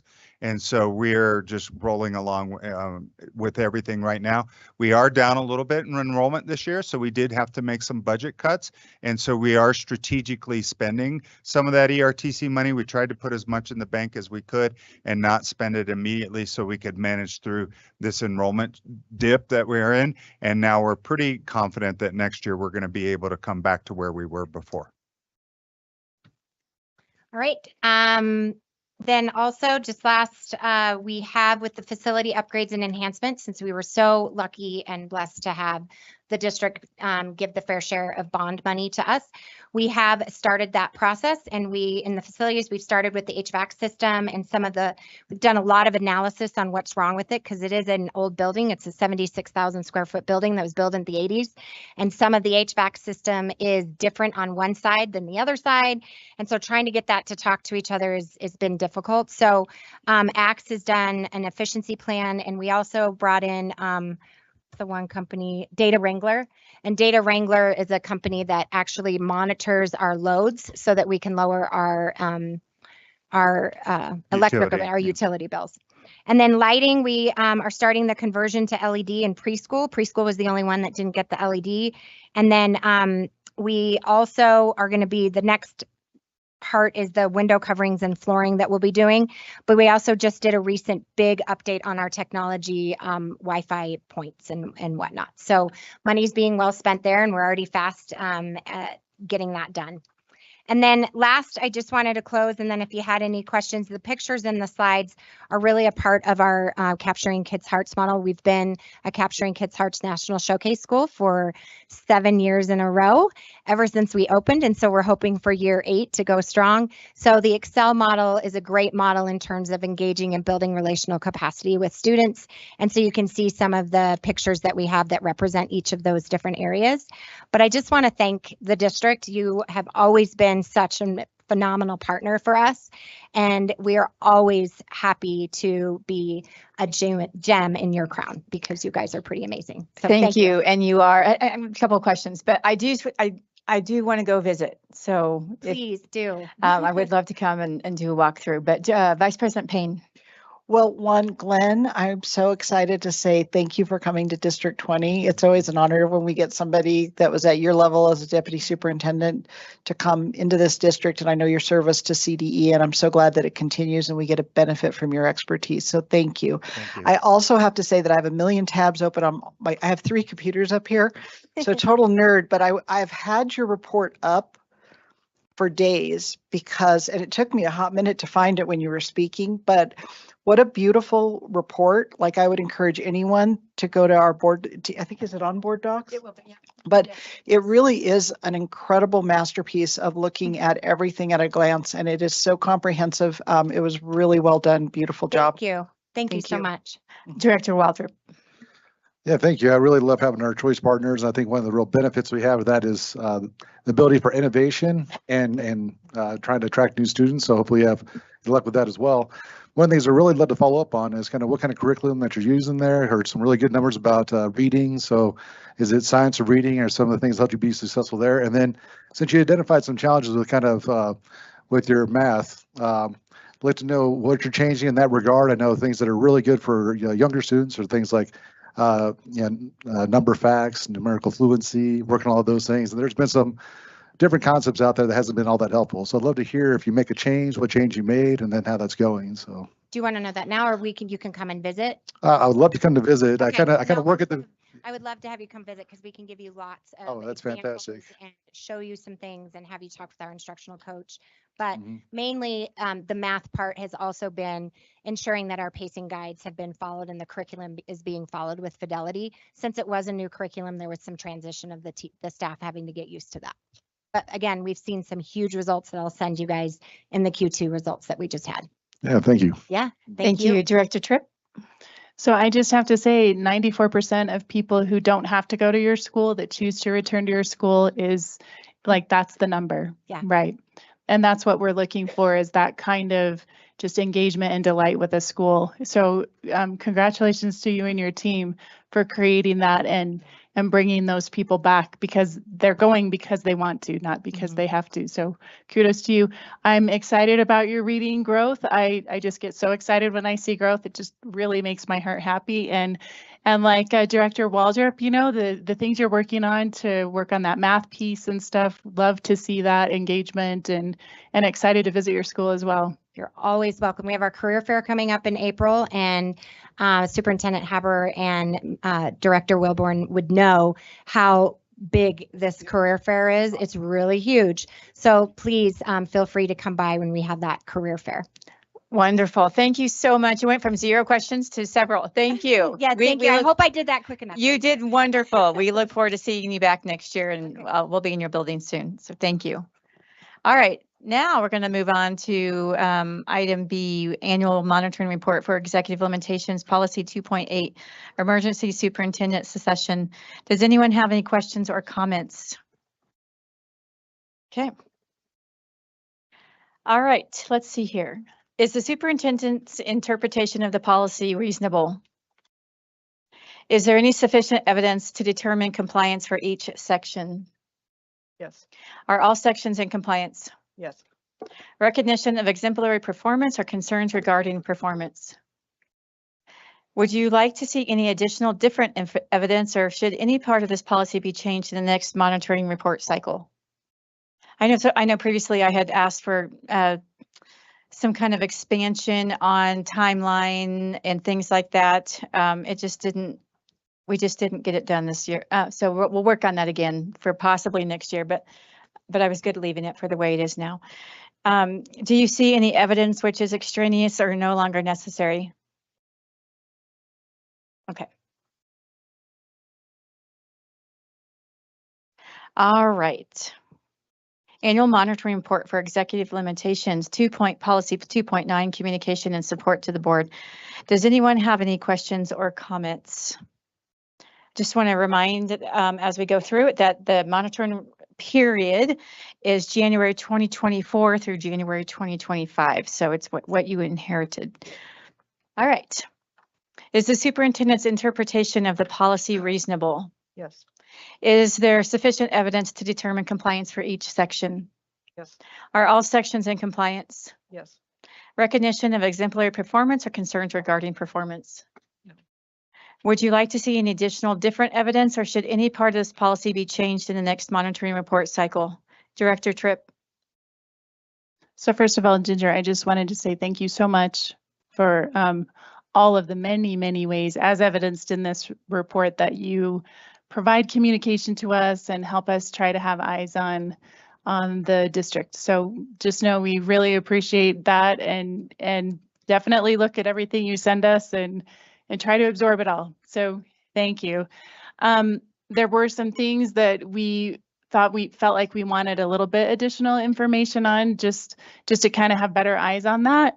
One of them is surrounding just kind of as employment changes, if we've got kind of some key material positions, like if our principals change or cabinet level or other top level positions, when those look like they're changing or someone goes on leave or someone resigns, we want better eyes on that, we feel like.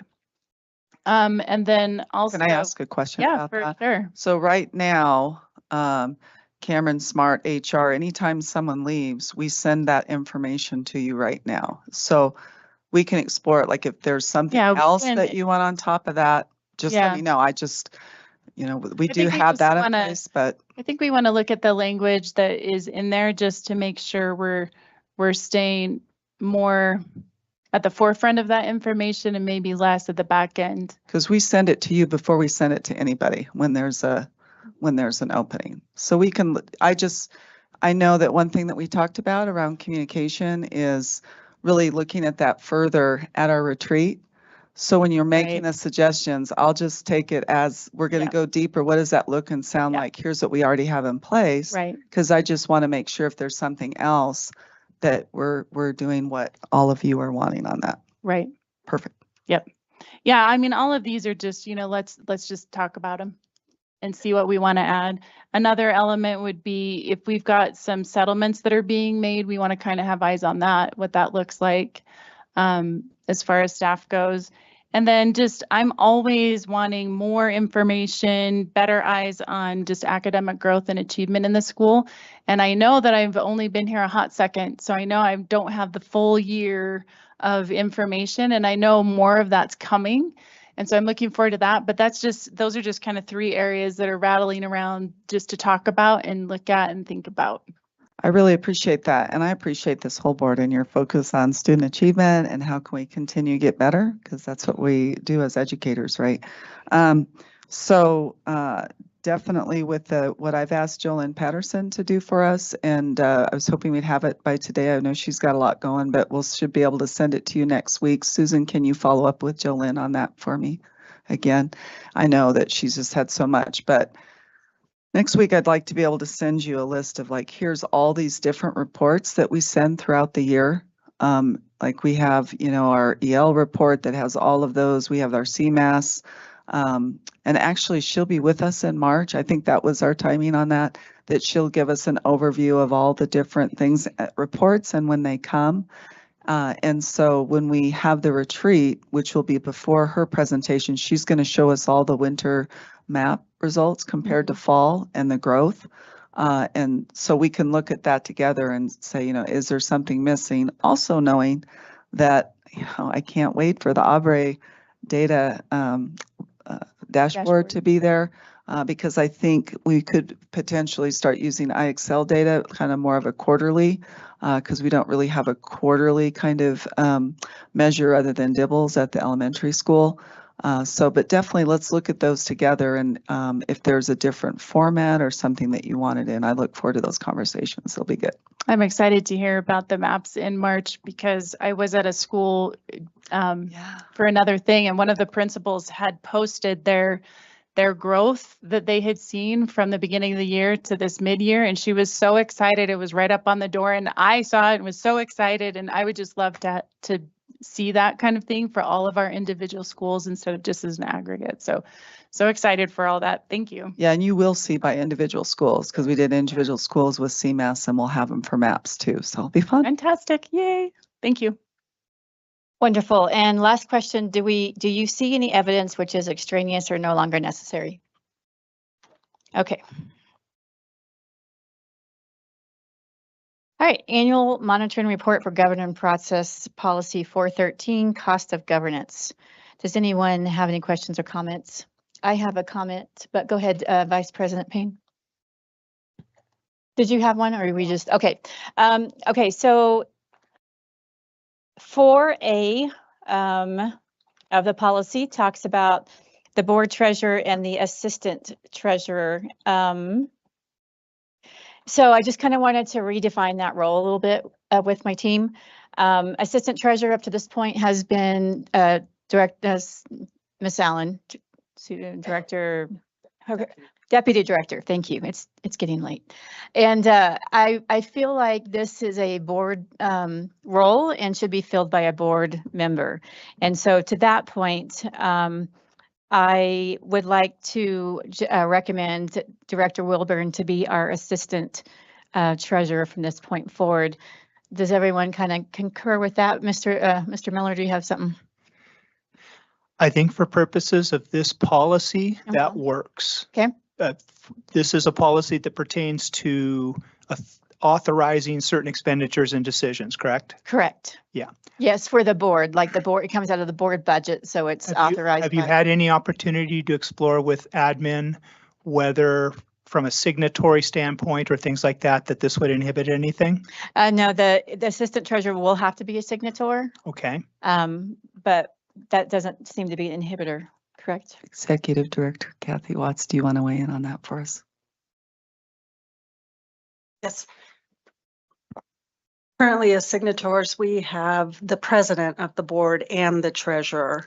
And so that assigning Director Wilburn as the assistant treasurer will not impact that function. Perfect, thank you. And I want to make clear, this is in no way, any kind of slight to Deputy Director Allen. This is, I just felt like it's a board role and should be fulfilled by a board member. So please know that. So if everyone agrees to that, then we'll make that change. Okay, very good. All right, I don't have any other questions or comments. Director Tripp. So we had been talking about board training, both for sort of normalizing a training sort of regimen, you might call it, for new board members, so that we always start at the same foundational level from a knowledge standpoint, and then also bringing in episodic, maybe quarterly training 2 or 3 times a year, bringing in training for the board to work on things that are kind of sticky for us or we don't understand or whatever it is. So more advanced level training. So I was looking about maybe adding something about that into 4.13 1.1. Is that what it's labeled on ours? 1A. However, 4.13 is really about the cost. So I think it probably fits better under the related policy GP 4.2.9, where it talks about training but doesn't have any specificity to it. So I don't know if at some point we want to actually pull 4.2.9 and work on that. I don't know where it is in the lineup of when we deal with it, but it may be good to add some specificity to that training policy, just so that we kind of establish a norm around training. That sounds good. Superintendent Habeter is making a note, and I know that Ms. Hatfield is as well. So we can look at that. Okay, thank you. Thank you. All right, is the superintendent's, hang on.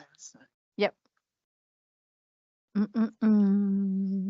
Skip the first question.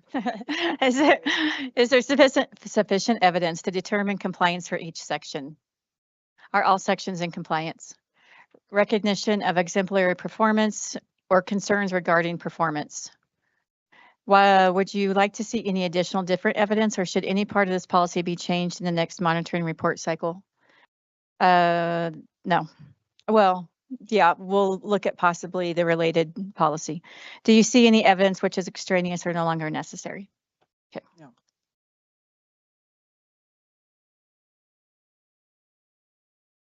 All right, school calendars for 2026, 27, 27, 28, and 28, 29. Does anyone have any questions or comments? Director Tripp. I just remember the last time that the school calendar issue came up, they indicated that it was a really hard process. So I just want to say thank you to the people that worked on that, Susan especially. Okay, yes, thank you very much. I know it's complicated, so appreciate it.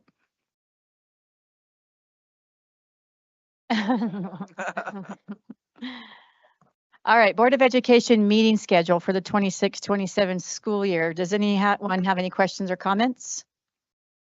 I know we made a couple of modifications from our normal second Thursday in the month, because one of CASB in December and one to the graduations, to reduce the conflict graduations. Otherwise, they're typically second Thursday of the month, so no changes there.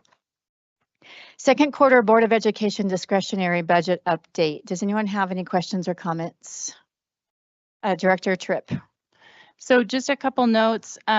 We've got some big yucky red numbers over on the left under item 3 and 4. Just know that this budget that you're looking at doesn't reflect the mid-year adjusted budget. So these things are going to be a lot happier, and the next time we look at them, we won't have these scary red numbers. Also, there have been some questions about what that overtime charge is that keeps cropping up. And so I know we're in the process of looking at that and kind of doing some analysis on where that's really coming from. And are we, is this a one-off, or do we have a process problem, or, is like what's generating that? And there's a few different ways that it can be generated. And so we just want to make sure we're taking care of our people, because we don't want to wear our amazing people out, and making sure it's not a process problem, knowing that always there's those occasional weird things that crop up. So I know that's being looked at, and so just know that that's on there. Awesome, thank you. I think we're having it in a study session in March, so that's perfect. Thank you, appreciate that. Administrative policy updates for the month of January 2026. Does anyone have any questions or comments? Nope. Monthly financial report through December 2025. Does anyone have any questions or comments? Building fund update. Does anyone have any questions or comments? Aspen Valley High School update. Does anyone have any questions or comments? Director Tripp. I told you guys I ask a lot of questions. It's okay. Like the calendar question, right? Yeah. So I was just looking at the report on Aspen Valley, and there were so many strengths listed there, along with, some acknowledgement of some weaknesses and things. And there were some things I didn't quite know what they were, like what is big picture learning specifically, and how is that different than what's already been done, and kind of what are we hoping for with our leadership that's coming in there that we're excited about, and just kind of give us a little more like next things happening. Yeah, it's a really good question. We're really excited about the opportunities to hire a new principal for Aspen Valley. We have an interim principal right now due to the late resignation of the previous principal. Interviews will be happening very, very soon. For the new principal, we expect to have finalists selected and presented at the board in March. Right, Cameron? All right. And we have a good, strong candidate pool. In terms of big picture learning is an international network of, or it's an international framework that guides a network of schools that's designed to help students explore their post-secondary interests and connecting them to their interests in high school, and helping them develop the executive functioning skills and the academic skills necessary to pursue their interests. So for example, if a kid expresses an interest in broadcasting, not only do we teach them about broadcasting and whatnot, but we try and connect them with internships and work-based learning to start to explore that and to develop those professional networks that we know that are necessary for a successful either career or education beyond. And so big picture learning is the big framework that is helping connect that. So that's what we're trying to do. Last year was their first year of investigation into it. And this year they're starting that with quarterly opportunities for kids to research their interests and do presentations each quarter, and culminating with an end of year career fair. And then for those kids who have the clarity of interest and who we've been able to nurture relationships in the community, going out to pursue some internships. So we're looking to expand that. And as we continue to develop programming there, we really want to focus on that post-secondary readiness. So a lot of the students at Aspen Valley have found traditional schools to be highly unsuccessful for them for one reason or another, and really helping them develop that sense of hope and that vision for the future necessary to be successful now and for the years to come after they leave us. So what effect do you think engaging with that aspect will have on kind of the baseline academic weakness, areas of weakness that may exist there? Yeah, Aspen Valley has not, they're one of our few schools that are on improvement status this year. They just dropped a little bit. And so there were some dips in our math achievement this year. I think there's some structural things the school, not I think, I know for a fact, there's some structural things that the school has done this year to increase math. They hired some new math teachers.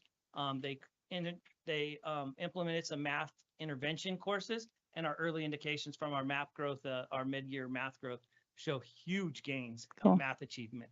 Our literacy achievement has been fine. Fine's not a right word, but it's the word I used.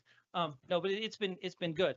The math achievement is showing tremendous growth, but as with all kids who have struggled in school, there's a variety of reasons. And so the uniqueness of Aspen Valley is the relationships between the kids and the staff and the small community that help these kids thrive in a way that a large comprehensive high school has not. And so our expectations would be we would continue to focus on developing those academic skills while helping continue to support the development of the executive functioning skills that help the kids develop that future mindset that they may not have already. Thank you. Thank you. Perfect. Appreciate you. Thank you, guys. All right, primary textbooks for social studies grades K through 12 and pre-K materials. Does anyone have any questions or comments? Director Waldrop. Yeah, I was looking through a lot of the different reviews we got from the books, and there seemed to be kind of a theme that I started to recognize a lot of the books from the National Geographic, noting kind of ideological bias, things along those lines. So it seemed like the ones from McGraw-Hill and some of the other ones are right on track. A lot of good feedback, good ratings. So I'm not sure about supporting the books from National Geographic. So we want to look at that. I don't know if we need a study session for that to look at it more in depth, or if that's something that comes up next month. No, that's good. I was planning to pull the U.S. history book from National Geographic. We'll review it next month and vote whether or not to keep it or not. Are there any other books? Director Tripp? There were a couple. I likewise saw so many great resources out there, so that was really nice to look through. There were a couple that I would love to look a little more closely at. One of them is Exploring Time and Place Colorado. It's by Gibbs Smith Education. And the other one is Who We Are, A History of the United States, also by Gibbs and Smith. And I just felt like when I was reading through those resources, you know, the Colorado one is supposed to be about Colorado, but we keep diverting to global cultural looks and even global religion looks. But just like Muslim and Buddhism, never Christianity, and lots of other countries, but never Ireland, where a whole bunch of our kids would have that would be their heritage, right? Mm-hmm. Ireland or Germany or those kind of countries. So it felt a little unbalanced to me. And there seemed to also be some heavy imbalance that way on the Who We Are book. So I'd love to look at those a little more closely too. Okay, are you clear on which books?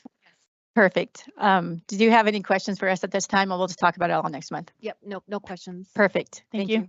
Any other questions? Nope. Okay, Thank you. Legislative updates. Presenter Amy Atwood, virtual. Thank you, Amy. Welcome to the meeting. Can you hear us okay? I can hear you. You can't hear me? No, cannot. Can you hear me now? No. But you look really pretty.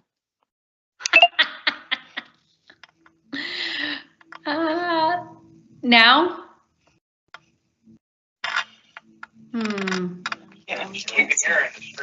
Okay, so my IT guys are saying that they can, okay. How do you see her? She's the president. She sees everything. My eyes everywhere. Okay. Yet? Mr. Honeycutt is working on it, Amy. 1 second. I think you should just start singing so that we would know when we hear you. There we go. Not a great voice. All right, what do you want us to do, Mr. Honeycutt? We can come back to me. Okay, Amy, Superintendent Haber is going to call you on her phone. Okay. And we'll just do it via phone without the visual. So you can hang that up, and she's calling you right now. I think this is a good time to talk about protocols when this happens, because I do think we can just call them, put them on speaker and on the mic. I've been in her position, and it's usually probably. Oh, all right, Amy, are you there? Can you hear me? Yes. All right. Welcome to our meeting, and the floor is yours. Hey, good evening. Amy Atwood, contract lobbyist with the district. I first want to say thank you so much. It is an honor to represent the district.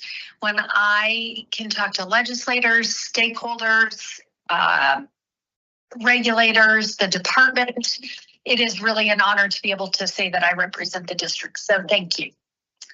Second, it has been wonderful these last few weeks to be able to meet board members, staff. Today we had students, so that I could host at the Capitol and show you a little bit about my world that I work in for you. And please, if anyone is up at the Capitol, whether it's staff, boards, students, just reach out. I'm happy to meet you, walk you around, do some introductions. Just please don't ever hesitate, even if it's on the fly and you're just in town, just give me a call, because I'm here for you and to help make connections for you. Thank you. Okay, here's the legislative review. We have been in session exactly a month. So if you remember, we started on January 13th or 14th, it feels like years ago, but when we go 120 days. So we finish on May 13th. So we put 70% of our work, whether it's lobbyists or legislators, into 120 days.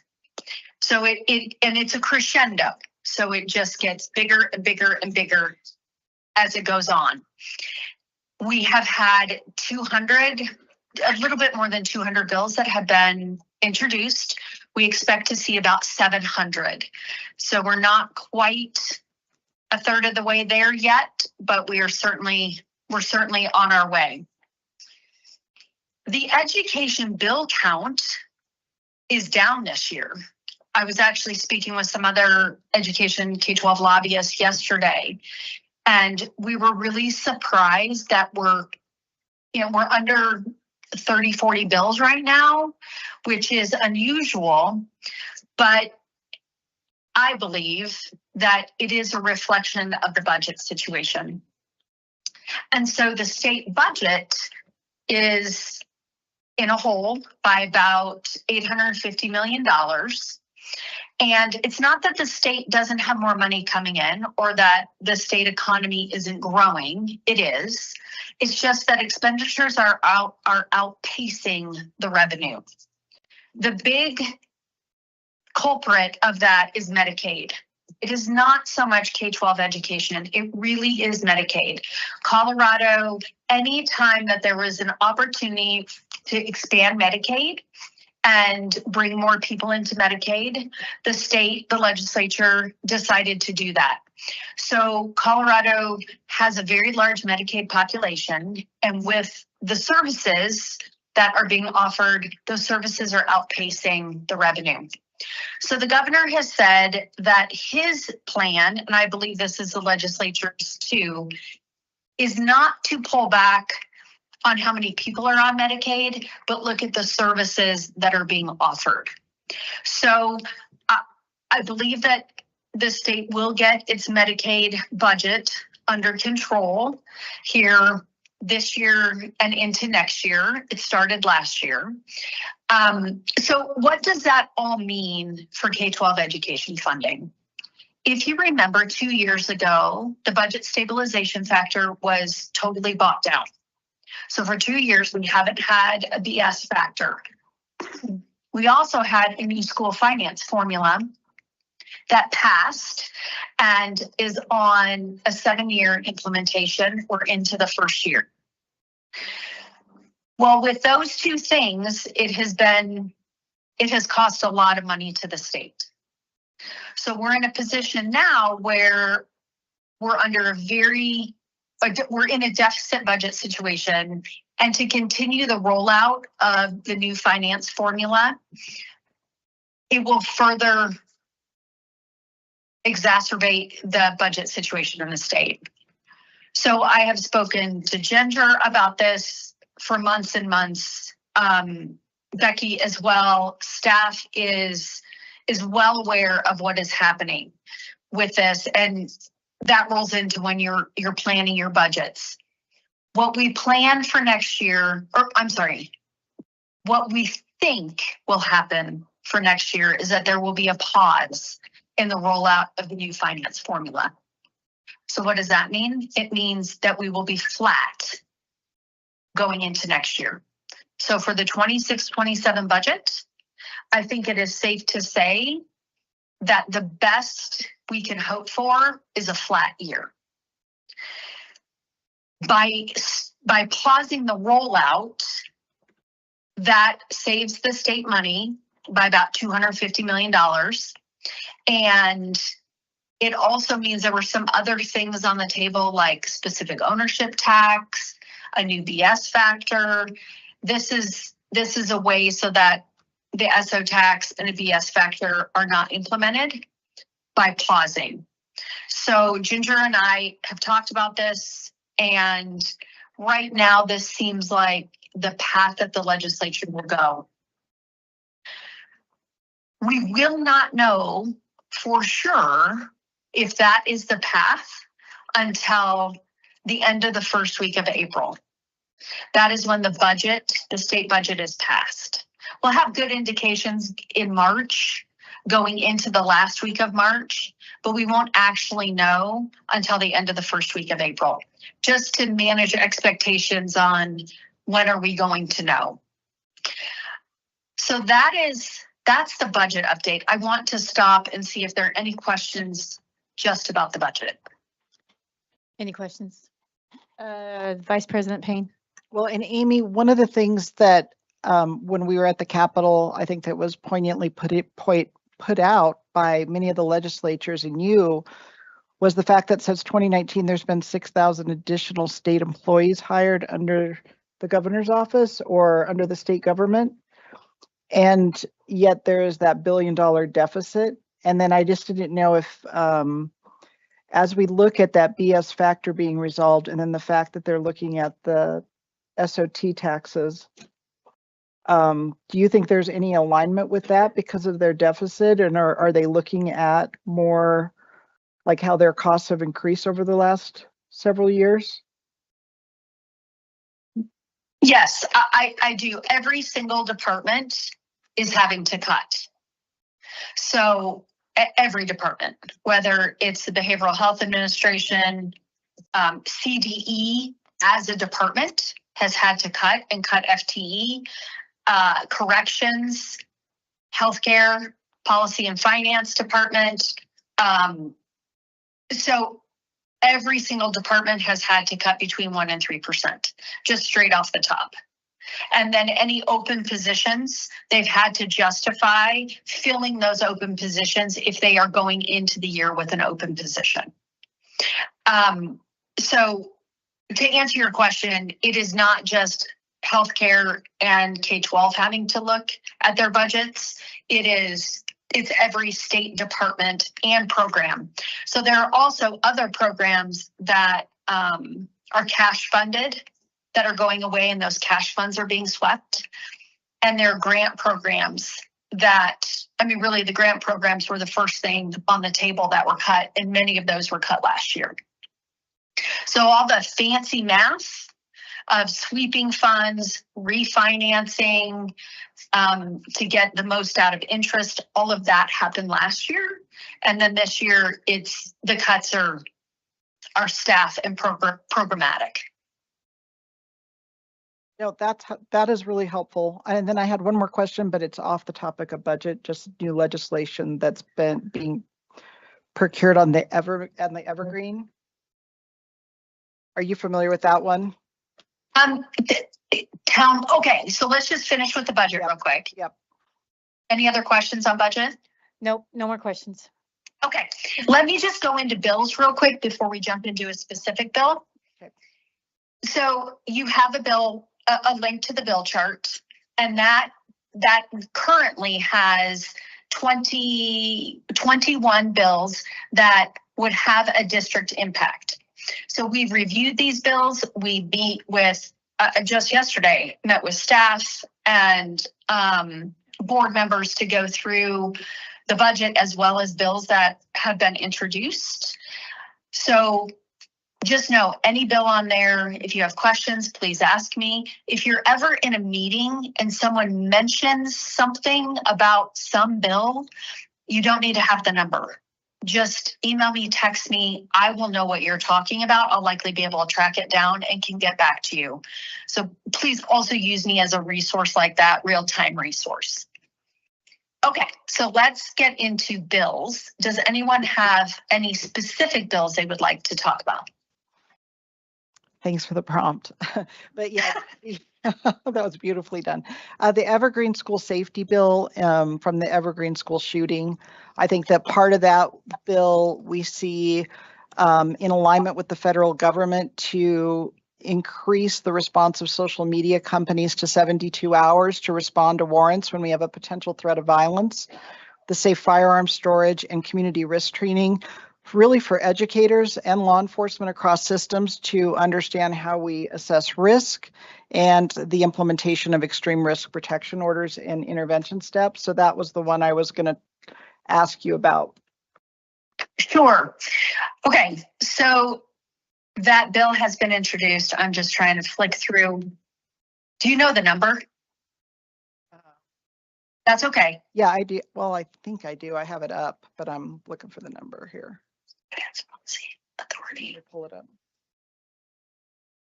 I just want to make sure that I have it up. Okay, it's Senate Bill 4,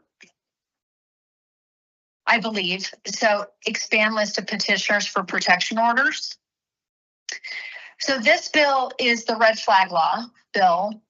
It is expanding red flag and who can go to a court and say, hey, we think that there are firearms and those firearms need to be removed.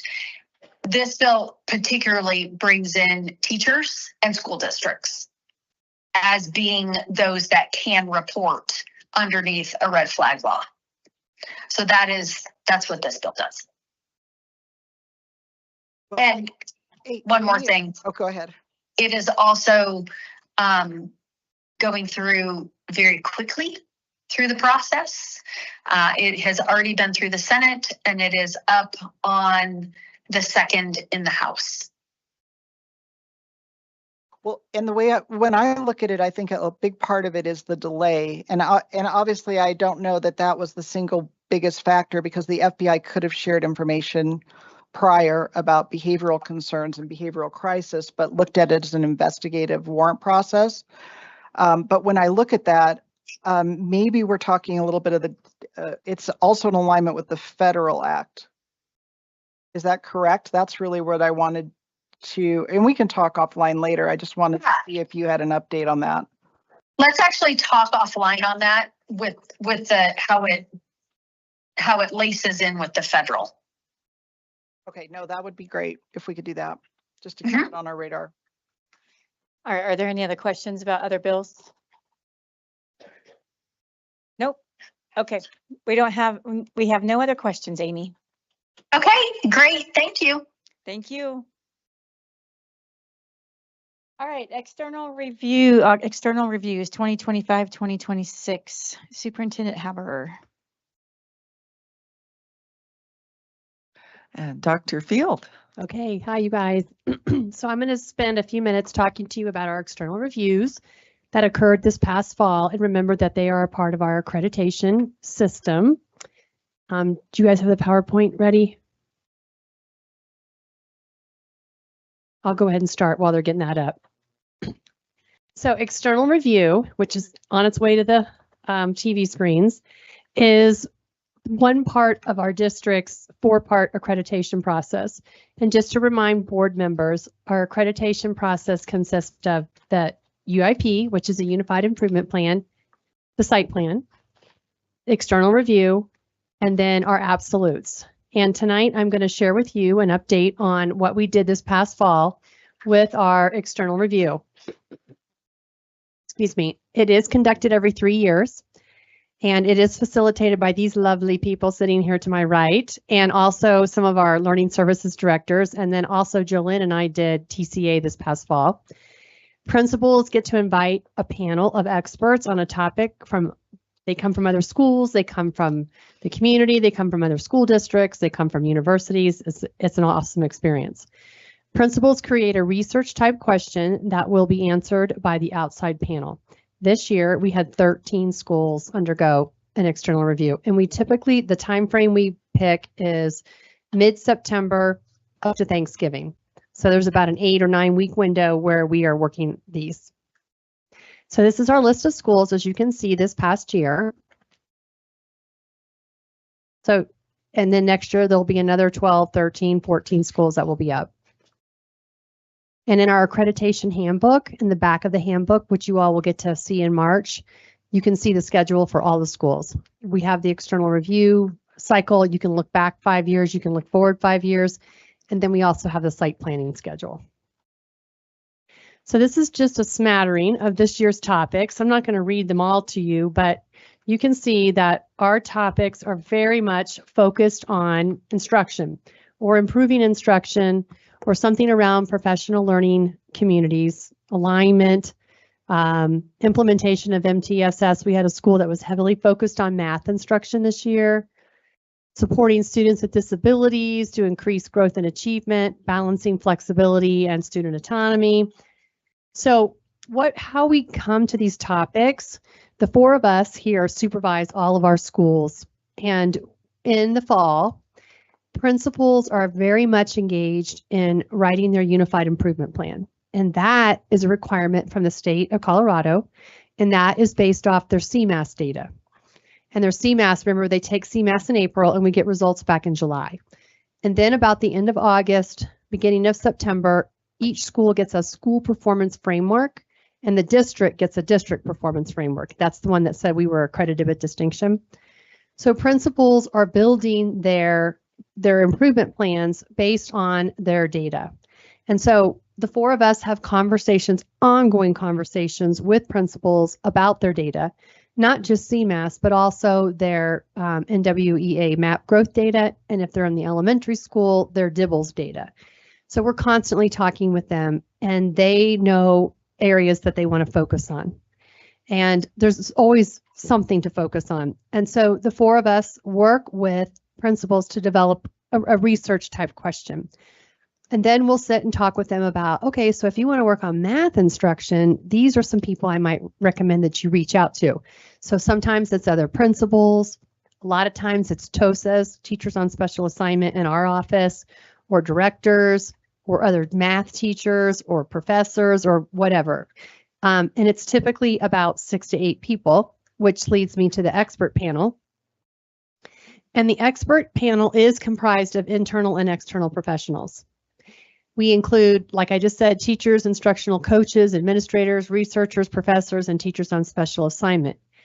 And when they get to the school that morning, the expert panel receives a briefing about the process, followed by a presentation from the principal. So really the only big thing the principal has to do, well, they have to do a lot of things.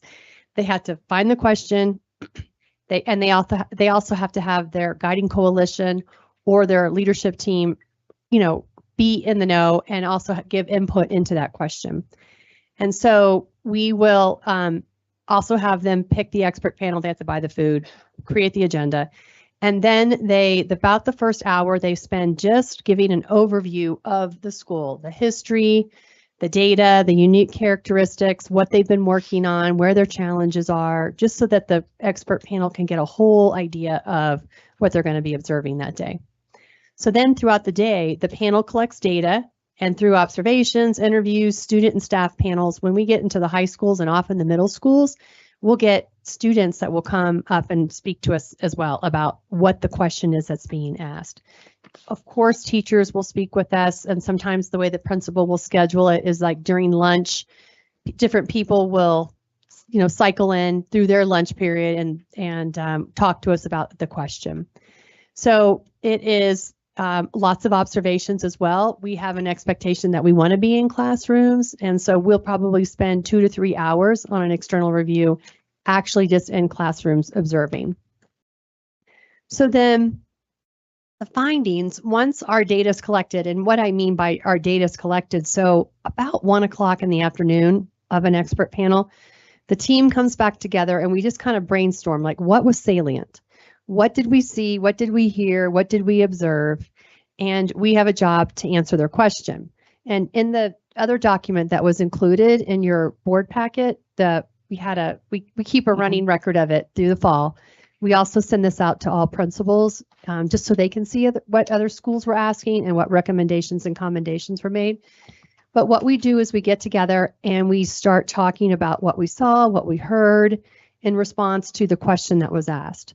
So I as a facilitator, Jolene and I facilitated TCA, which was a really big school because we did the whole campus and we worked in separate groups, but we just start documenting and recording what we saw, what we heard, and then just some commendations and recommendations. We typically always start with commendations, like what were all the awesome things we heard and saw while we were visiting today.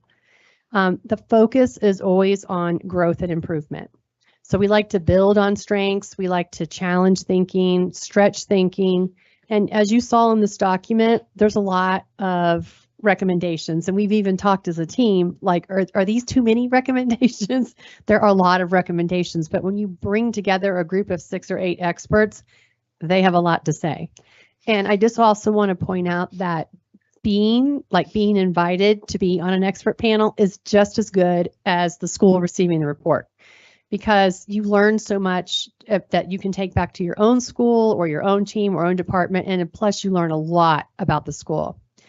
So the findings are shared with the principal. So that day, like for example, Jolene and I did TCA, we excused the team because we had a pretty rough draft of the commendations and recommendations. And we kind of walked through a rough draft. And so we met with their whole leadership team. There were probably 15 of them.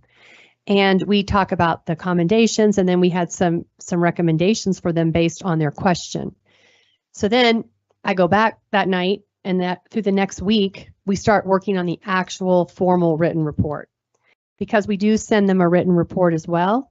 And then once they get the written report, our goal is always 7 to 10 days, because they're always chomping at the bit to want to talk with their teachers and their staff about the findings and the great things and the areas for growth. And then PSSGs also, the 4 of us, will follow up later, like within the next few weeks, and talk about what would be low-hanging fruit right away that we could do based on this question. What would be some things we could do immediately? And then what are things that are more long-term, like you might consider starting next semester or in a year? So I just want to kind of give you an example. So I serve as the supervisor of the principal, Laura Cressup at Antelope Trails Elementary School. And she's on the second page if you want to look, or actually she's on the third page, her recommendations are. So one of her recommendations from her external review was to scaffold during whole group instruction. So really what that means is, like, the whole class is together and the teacher is teaching, and the teacher is making some adjustments based on student needs in the classroom. So one of the things that the external review team recommended is, how can teachers be very intentional about building and scaffolding to support rigorous grade level instruction and text for students who struggle to learn? So Laura and I had a long conversation about that, and this past January, on our January 6th PD day, she invited one of our fabulous TOSAs, Kelly Lorilla. She's on the literacy team with Andy Ruskin, and they did an all-day training on how to scaffold instruction during whole group instruction. And Kelly also continues to come back, and she provides ongoing support for grade level teams based on where they are. Another example was that one of the other recommendations was to use targeted activities during small group instruction in all tiers. And so same person, our TOSA, Kelly Lorilla, came back and she worked with staff, or actually she's going to be working with staff tomorrow on the Plan, Do, Study, Act cycle training and her guiding coalition teamwork. So we talk about these, and I just wanted to share this as an example. as like we completely moved to action. So when we sit and meet with the principal, we talk about what is doable right now. Principals always appreciate these reports, and these are always shared with staff members because they do create a sense of urgency sometimes around some areas, like if we're trying to improve math instruction, say, to make some movements, and especially because it comes from an outside group of people and they come into the school with a fresh set of eyes. Okay, so finally, these are just a sampling from this year, some of the commendations that our schools receive from expert panels. I won't read all of them, but they are awesome. They talk about it just really speaks to collaboration. High impact strategies were implemented. Teachers wear multiple hats, jump in where needed, big team players. Administrators consistently use walkthrough forms when they're in visiting classrooms, clear structures in place for PLCs, just great commendations. And then the next slide is just a sample of some recommendations this year. And I think that first one there is from Antelope Trails, one of the ones I just was talking about. Use targeted activities during small group instruction in all tiers.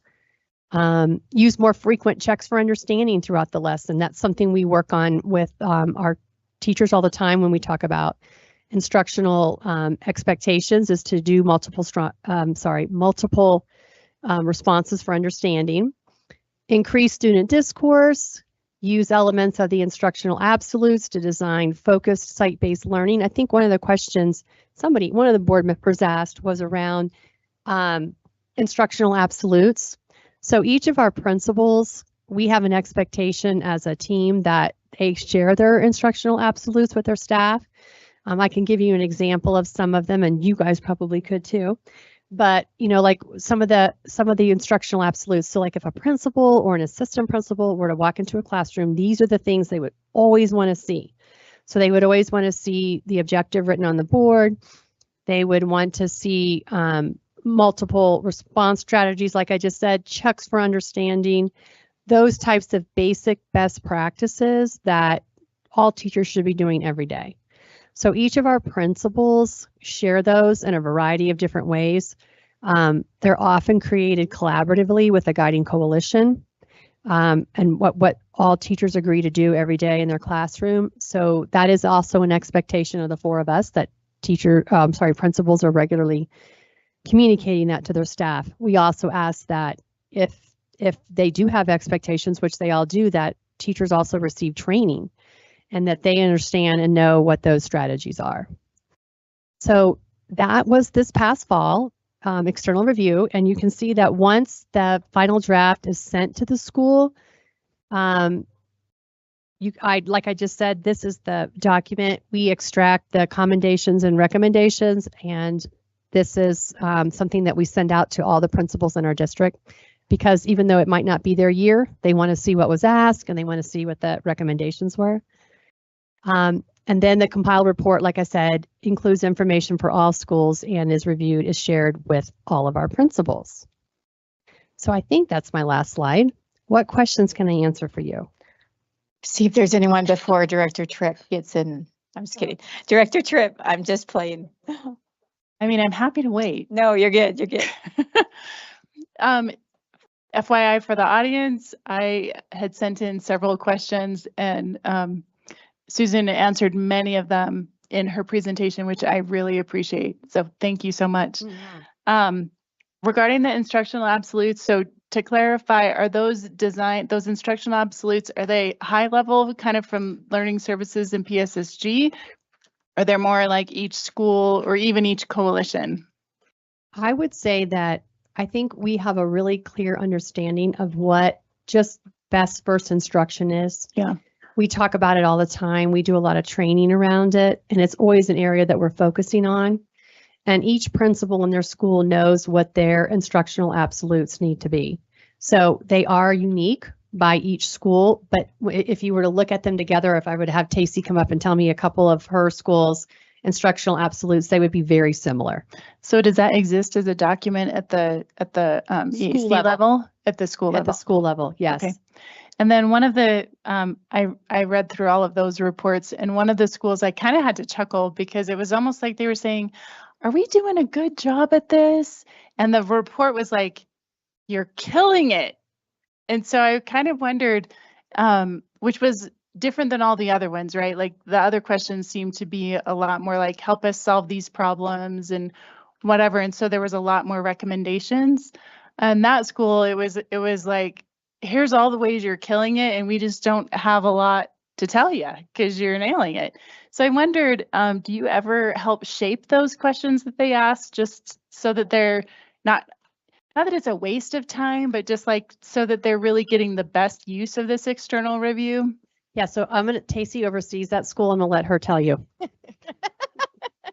So good question. Yes, we do help shape those questions. Casey, can you get closer to the mic? Sorry. Thank you. Yes, we do help shape those. So usually the person who facilitates the external review meets with the principal first and kind of walks through what they're thinking, and then we sit down with them and talk about it. So that particular school, their focus has been in math for a long time, but they've been trying a lot of different strategies to talk about or to see what's going to make the most impact. And so the question that originally we started with was like, oh, no, that's not going to give you the information you need. But for this school, we tweaked it a little bit so they could get into the nitty gritties around the math strategies that they're putting in place. And to your point, they are doing a lot of good things, but like, what are the couple of takeaways that they could continue to grow in? So that was a little bit uncharacteristic of a lot of the schools, but that has been their focus for so long because they also specialize in, reading strategies. So that's something they've been doing for a long time, and math needed to come along. Yep. Wonderful. Thank you both so much. All right, report of the Citizens Bond Oversight Committee, Superintendent Haberer. Chris Garnhart and Mrs. Tavelli.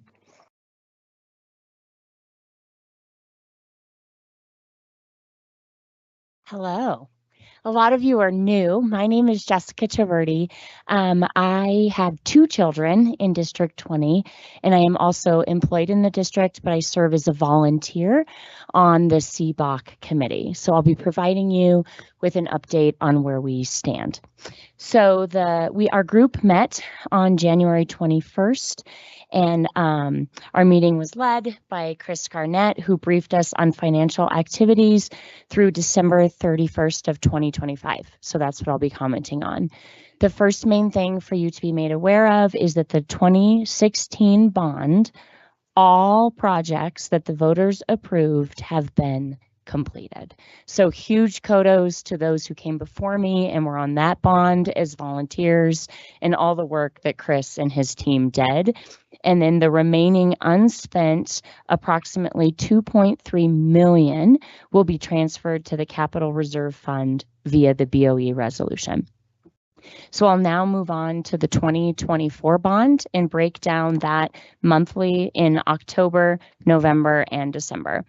Starting in October, encumbrances increased by $9,882,219. This included $88,402 for LED lighting surveys at over 30 locations, $8,120,817 for TCA East Campus addition to create administrative, classroom, and gym space, $1,673,000 for the new Air Academy High School schematic design. That was the work done in October. November, encumbrances increased by $802,031. This included $784,546 for gym floor replacement at 6 locations: AIES, ATES, DCCES, FRES, HPES, and PIES. $10,000 for HVAC designs at RCES, and $7,485 for new Summit Charter Academy window replacement. That concluded the work in the month of November. In the month of December 2025, encumbrances increased by $649,885. This included $249,885 for the replacement of sinks and countertops in restrooms at 4 locations. This one I'm really excited about. $400,000 for the restoration upgrades at Foothills Elementary School where I work. And let me tell you, our bathrooms are bad. And as of December 31st, 21-25, 37% of the funds have been spent. The building team will receive pricing for LED lighting replacement and security window film in February. The plan is that some of this work could be done as early as summer 2026. Our next meeting will occur in April, and I will brief the Board of Education soon after. Do you have any questions for me? No, thank you so much for sitting and waiting and presenting to us. Great news. Can I make one comment? Oh, I lied. It's just a comment, not a question though. And I just wanted to say to my fellow Thunderbird, Chris, thank you for your work on this. And also thank you for your volunteer time on this. Yes. And your work at Foothills. It's really important and we're glad to have your input. So thank you. Thank you. Thank you both. All right, new graduation requirements. Superintendent Haber. Yes, Curriculum Instruction Director, Carrie Evans. Good evening, and I should have a slide deck coming up. While that is coming, I will just go ahead and get started. So I am here to present a recommendation for updated graduation requirements. And the purpose of the update is to ensure that we comply with House Bill 251192.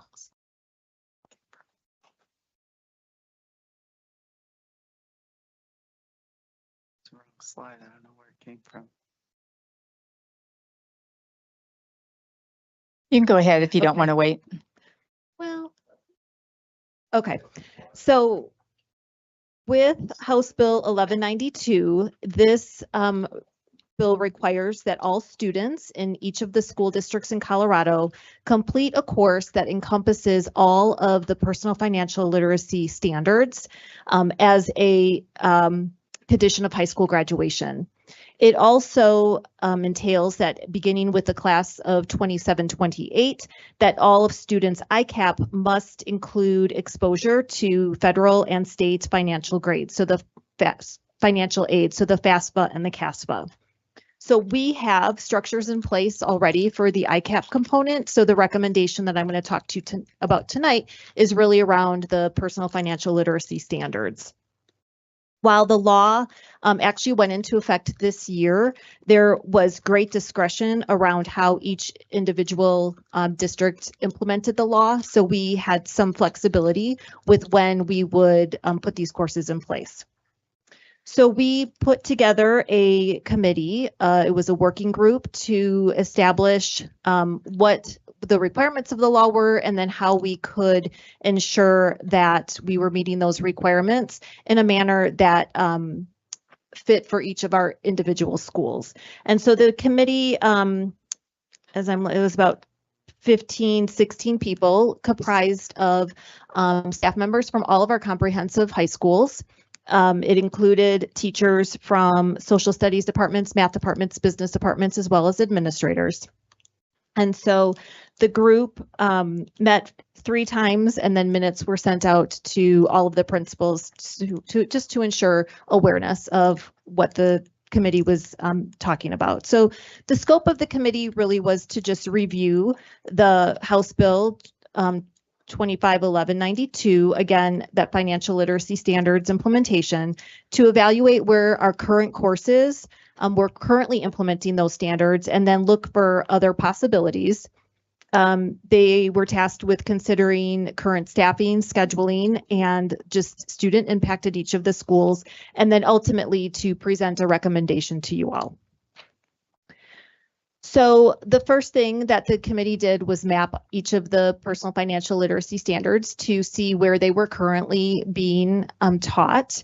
We looked at the grade level expectations, which are the concepts and skills that students are expected to master by the end of each grade. Really, high school, it's just high school, so it's what they're expected to master by high school. And then we also looked at the evidence outcomes, which are the indicators that we use to ensure that students are mastering those grade level equivalents.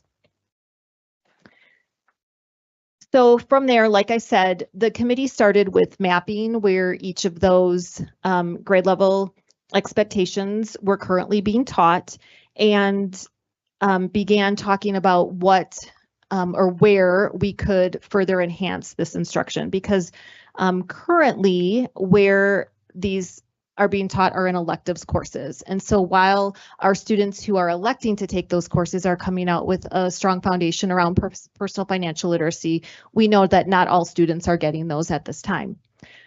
So the recommendation is that they are putting forth is that we require 1 credit or 1 semester of personal financial literacy, starting with the class of 2030, that is next year's freshmen. And that was a purposeful decision just in regard to our students who are currently in school have created their 4-year academic plans. And so we wanted to honor the plans that they had already made.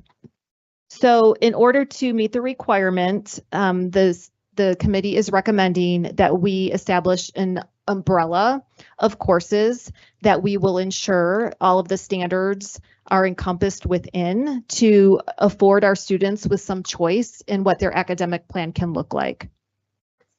That next one, right, where it says recommendations and umbrella model. So if we go one more, there we go. So these are the courses that the committee is recommending to be part of the umbrella model. You can see there are courses within the math, social studies, business departments. Also, we have options for students in concurrent enrollment. And so there are 3 current classes in the math department: Math in the Modern World, Consumer Math, and Algebraic Business Calculations. We currently do not have courses in the social studies department that would encompass these standards, but we are proposing that when courses are put forth to the board next year, that we would create an economics course with an emphasis in PFL, and additionally an honors economics course with an emphasis in PFL. The team felt that our current economics courses did not have the instructional time to do justice basically to both economic standards and PFL standards. Right now, the focus really is in those courses, both micro and macro economics, and it was the determination of the committee that the personal financial standards could not fit within those courses at this time. We do have some personal finance courses within our business departments. Some as part of CTE pathways and others is not. And then we also have an AP business and personal financial course. And then you can see we also have concurrent enrollment course available to our students through UCCS. So within these courses, if you can go to the next slide, please. There are advantages that the committee considered, just including increased student engagement and choice to include those upper level and weighted courses. We wanted to make sure that our students had opportunities to deepen their understanding of these standards. This umbrella model would ensure that we can continue to be efficient in our use of both existing courses and resources that we have. We heard about the upcoming budget, and so we wanted to be fiscally mindful. This umbrella models supports career and college readiness and ensuring that we have some of those CTE pathways included so that students can continue on with those choices. It allows for ease of scheduling and comparable opportunities between each of the high schools. It provides flexibility for our schools to work within the courses that are already being offered, and it would allow for implementation without an increase in staffing and other resources. Some barriers that we considered are just around ensuring that all of the courses align with the standards and monitoring and accountability of each of those courses. And the principals involved with the committee felt that that could be easily done within the PLC model and in ensuring that the scope and sequences that are determined by the teachers do in fact include all of those PFL standards. So this model, if you can slide to the next slide, please.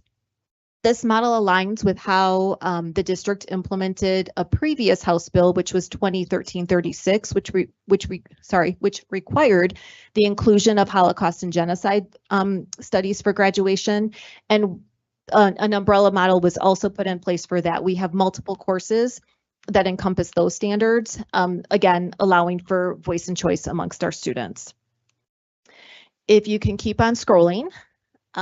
Although the committee feels very strongly about our umbrella model, we also did brainstorm and come up with an alternate plan, which would be a standalone course just surrounding the personal financial literacy standards. Again, this would be 1 credit or 1 semester, still starting with the class of 2030. And although it would be a standalone PFL course, the committee felt strongly that it should be offered through a variety of different departments, including social studies, math, and business.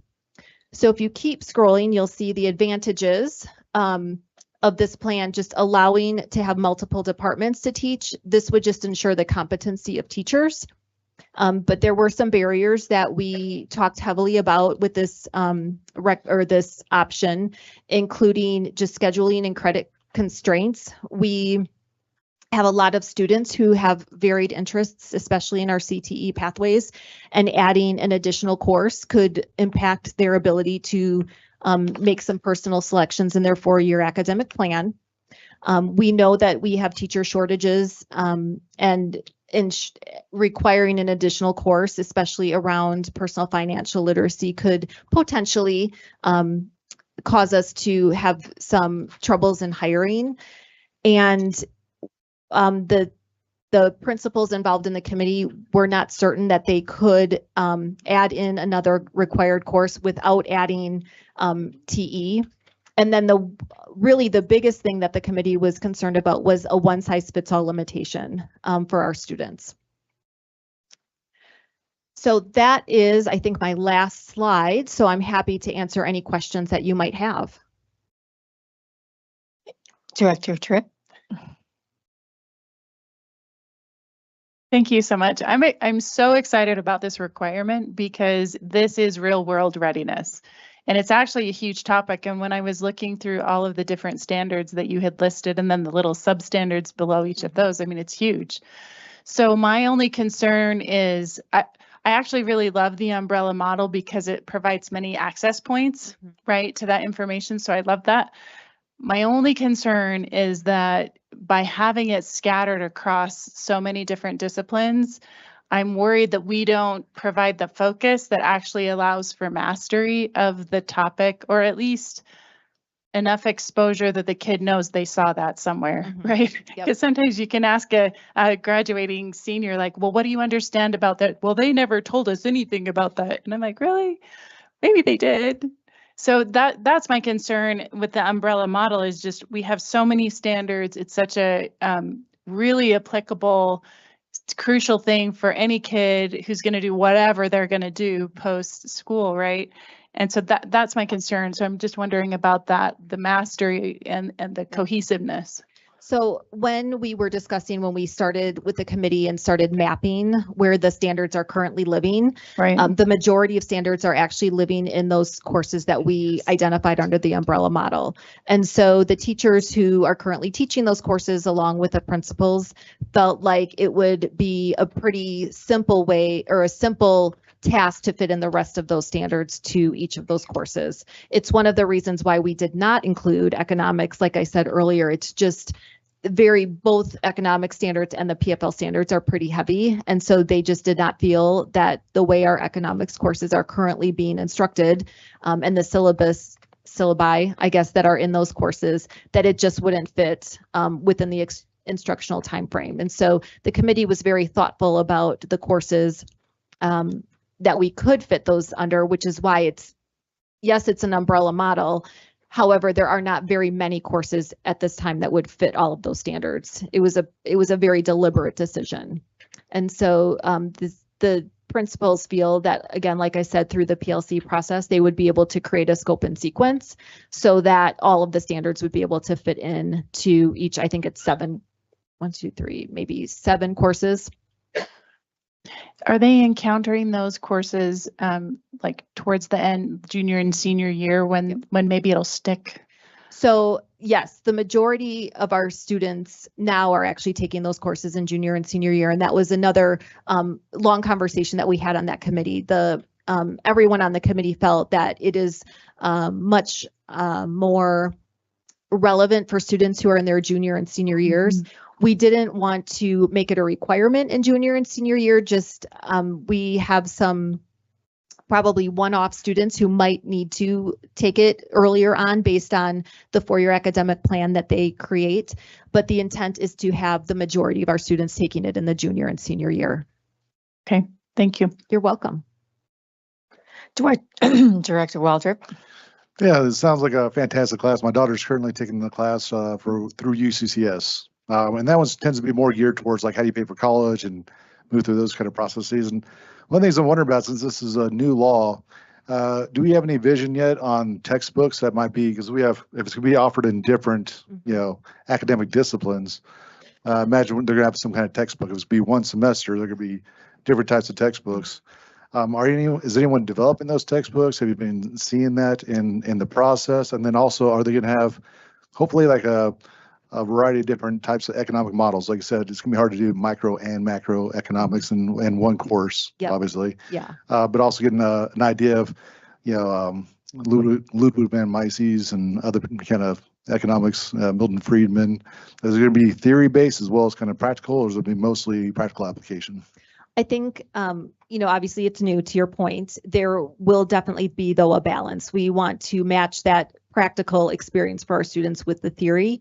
To answer your questions about the text or resources, interestingly enough, these standards actually live under the social studies branch. And so there are a variety of resources that are up for review right now that encompass all of the personal financial literacy standards. And so I can't remember off the top of my head how many options we had, but I think there were at least 2 or 3 different texts up for review that were presented tonight that you guys will take to consent next month. And so we will be looking through those to enhance that instruction beginning with our freshman class next year. Thanks. You're welcome. All right, thank you so much. Thank you. Appreciate your time. Mr. Belcher, how many people have signed up to speak during public comment section 1? We have 2 speakers. The board welcomes public comment on issues related to the operation and conduct of district schools in accordance with the board governance policy for GP 4.4. For members of the public who have registered to comment on tonight's meeting, the board has reserved 2 public comment sections. The first public comment section is for the individuals who are speaking on specific agenda items and ASD 20 students. ASD 20 students will be called up first, after which individuals will be called in the order that they appear on the sign-up sheet. The second public comment section is for individuals who wish to speak on a general topic not on the agenda. Individuals will be called in the order that they appear on the sign-up sheet. Each individual speaker will be limited to 2 minutes of comment. Individual speakers may not cede their time to other speakers. Please keep in mind that students often attend board meetings. Speakers' remarks, therefore, should be suitable for an audience that includes kindergarten through 12th grade students. Out of respect for all speakers, excuse me, please refrain from cheering, clapping, snapping, and speaking out during public comment. The board president will recognize each speaker and may interrupt, warn, or terminate a speaker's statement that is unrelated to the operations or conduct of the school district or disruptive to an orderly, civil, and productive meeting. Examples of comments that may be disruptive to an orderly, civil, and productive meeting include obscenities and profanities, comments that constitute harassment on the basis of one or more protected classes, and/or personal attacks against any individual that exceed permissible criticism of school operations or personnel in their professional capacity. Finally, as a reminder to all present, the board and staff generally do not respond to public comment. This is our opportunity to hear from students, parents, and patrons. The board may discuss public comments later in the agenda or on future agendas. Our first commenter is Amaya Cleveland, followed by Katie Chukas.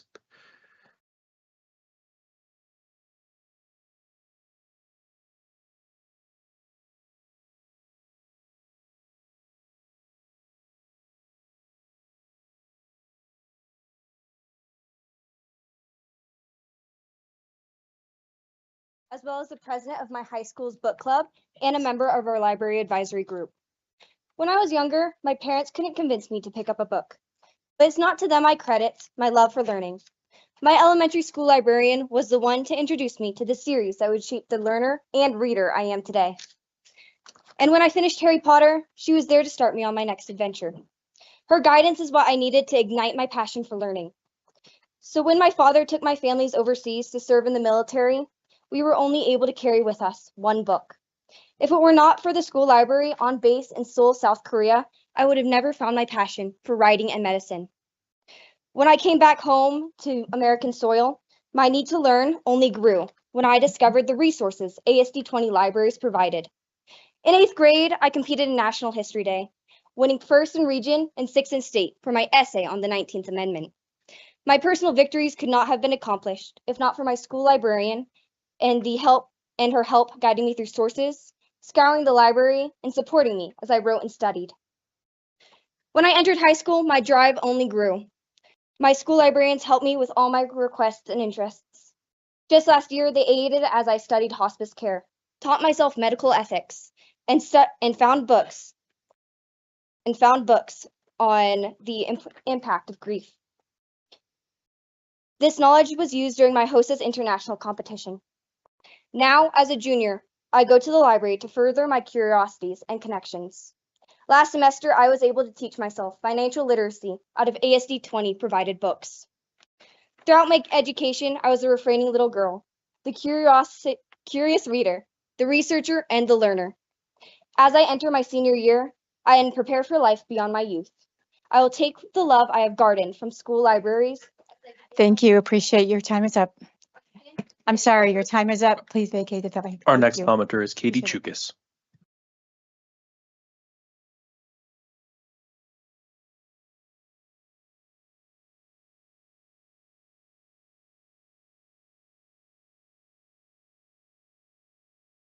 Bless you. My name is Catherine Chukas. I live in the district. I'm an Air Academy High School parent, and I wish I could yield my time for her last sentence. A few agenda items to comment for 10F. The May 2027 board meeting should move to a different date. For those of you who've been around a while, there needs to be a May meeting where the preliminary budget is shared. The May 6th date will not allow this because CNDI for the Colorado legislature will be the following week in May 2027. Schedule a board meeting for May 20th or May 27th, or alternatively have 2 board meetings set on the calendar for May and do it now. For the item about personal finance 11C, as you know, I'm an economist by training and I know a lot about the math and business sequences at high schools with business CTE. Math classes are 2 units, so 2 semesters. So it will be confusing to say there's an extra semester of math for personal finance. And the AP business with personal finance is a 2-semester class, so 2 units. So it will have to be planned in light of all of the other business and marketing classes required to be a DECA compliant award-winning business CTE. Not a concern, but I want that decision to be more accurate. As a parent, I do not have a concern about the current book review process. There were hundreds of hours of staff time spent with the board to come up with the current process. Do not change it. What I am concerned about is the hiring of a controversial law firm on a month-to-month basis. There's a controversy with this law firm last night in Pueblo D70 and a controversy last week over on the Western Slope. They are too controversial for a stable district. I encourage the administration to go back to the RFP process for educational law firms statewide. We're going to get better financial terms and better representation by other firms and no controversy. Start that process now and you can have better legal counsel and a cheaper legal counsel by April 1st. Thank you.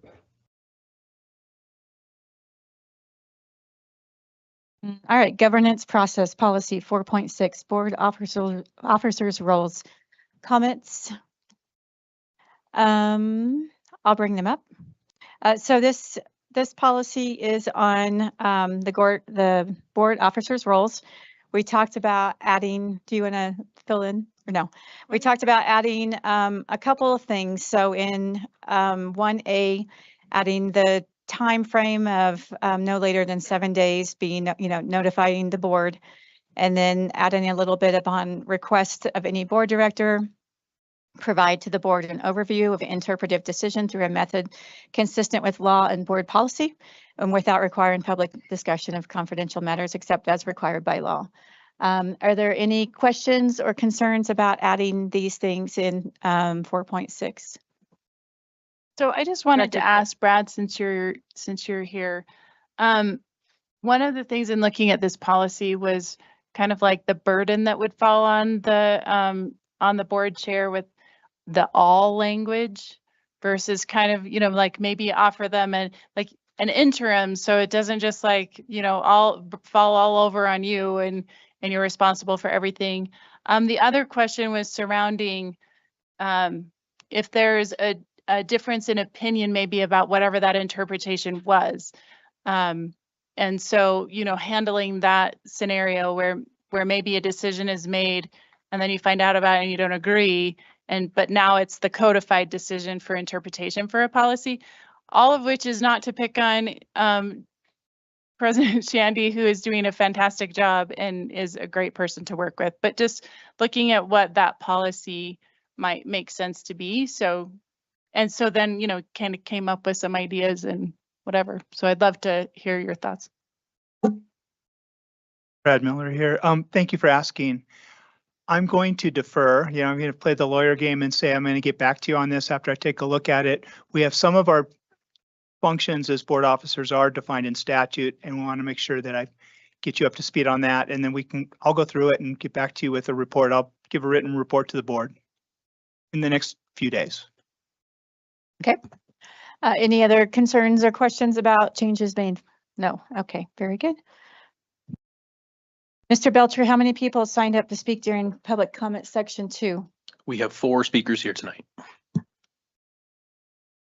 The board president will recognize each speaker, and consistent with GP 4.4, comments will be curtailed if remarks or behavior becomes inappropriate.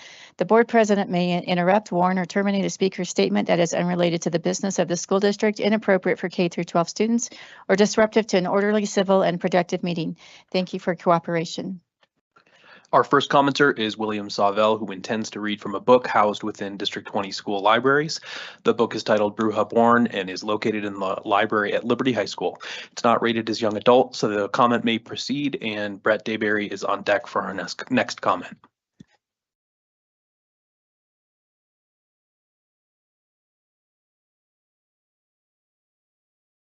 Ladies and gentlemen of the board, especially those who claim to follow Christ, the book I read from today reveals the troubling intersectionality of agendas repeatedly pushed on our children. It's no coincidence that movements involving witchcraft, sexuality, LGBTQ relationships, self-harm, suicide, and murder often appear together in school materials. Referencing recent events as an example, it's also no coincidence that we are seeing rising violence among confused children misled by demented ideologues about their identity and offered harmful solutions under the guise of mental health by the same which only deepen their despair. Page 5, 1, we're brujas, witches, magical BAMFs with powers gifted by the Deus, our gods. Page 6, I've been aware of the way men's eyes trailed my legs since I was far too young. Page 23, my power might not be physical like Alex's. Maybe I can summon love, fix the rift I've created between me and Max. Page 58, I drag the blade from my palm up my forearm and stop at the inside of my elbow. My blood falls in a red river running across the muscles of his chest like water around mountains. Blood magic is the strongest of any kind. Page 333, blood is vital to survival, and so in a magical ritual, it is the most valuable thing that can be offered to the gods. In order to perform these rituals, both sisters had to harm themselves. But that's okay, right? Because it's this so-called educational book with incantations, sensual themes, and vivid descriptions of risk cutting and immolation follows up with a canned statement about self-harm or ideation. Our next commenter is Brett Dayberry, who intends to read from a book housed within District 20 school libraries. The book is titled Melissa and is located at Encompass Heights Elementary School and Chinook Trail Middle School. It's not rated as young adult, so the comment may proceed, and Cynthia Halverson is on deck for our next comment.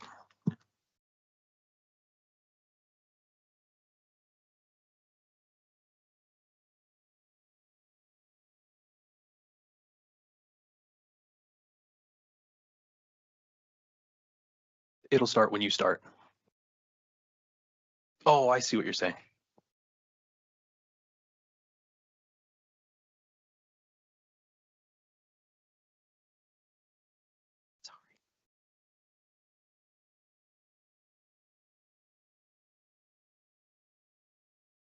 To remind the board that it's now been, excuse me, 8 months and counting since Susan Payne was appointed to this board without a change to the ACA to require parental approval before the district changes a student's name. On topic here, I heard it said recently, the trans movement will go down as the most deranged form of mass hysteria that human civilization has ever seen. We should make sure that history accurately records who went along with it and who had the courage to stand against it. I'll be reading from Melissa. This book is found in 10 schools in the district, one of them being Encompass Heights Elementary School. Yes, elementary school, kids 4 to 11. I just handed out to each of the board members pictures of the kids from their website. As I read these passages, I want you to stare at this picture and ask yourself, why in God's name are we doing this to our innocent children? George hated the boys' bathroom. She hated the smell of pee. When boys were in there, they liked to talk about what was between their legs. You're a boy. I mean, you have a you-know-what, right? Yeah, but still don't feel like a boy. You could get a bunch of different surgeries if you wanted. This is called transitioning. She tried not to think about what was between her legs, but there it was, bobbing in front of her. Melissa took down her own underwear, stepped into Kelly's, and pulled it up her skirt. If you think you're a girl, then I think you're a girl too. Oh boy. What she had between her legs was nobody's business but hers and her boyfriend's. Time is up. Thank you. Our next commenter intends to read from a book labeled as young adult content and has followed the process outlined in GP 4.4 and the public comment sign up form. The book is titled A Court of Thorns and Roses and is located at in the libraries at Rampart, Liberty, and Pine Creek High School. Before this comment begins, we want to allow for students that do not wish to hear potentially adult or sensitive content the opportunity to turn off the stream or leave the room. Our next commenter is Cynthia Halverson, and I will give you a signal when we've waited for approximately 30 seconds for those wishing to leave or turn off the stream. As a note, while we wait, Bernadette Guthrie is next on deck.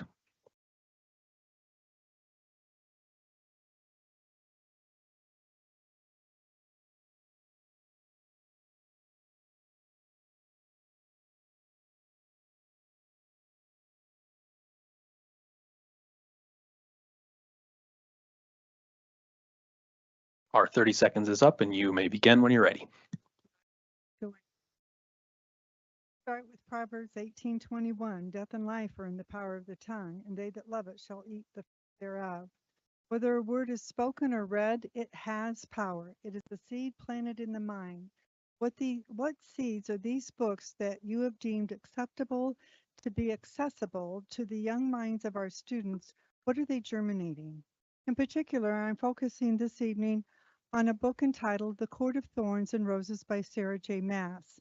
This book is in the libraries of students at the age of puberty, whose minds create visions through their imaginations as they hear and read any word. Listen to these words and determine for yourself what images are being born in their imaginations. Page 245, as his fingers slid between my legs, coaxing and feasting. I wanted to become full of him. Page 441, I urged him faster, harder. His mouth exploded at the curve of my breast, the inside of my thighs. Are these really images that will create our students to become effective, upstanding citizens in this community and in this world? Are these words that they can apply to their lives to be all that they can be? Is this knowledge that your constituents voted for you to instill in the minds and hearts of these upcoming adults? Let me ask you, how are these words accelerating the scores in math, history, literature, reading, and science? This book and many others you will be hearing about in future readings are an abomination. I implore you, please extract them from the libraries of our schools, burn them, never to return. I will leave you with this.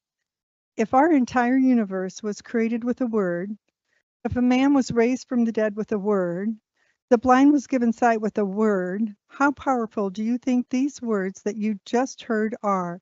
Will they bring life or death to those that read and hear them? Thank you. Our next commenter is Bernadette Guthrie. This is our final comment of the evening.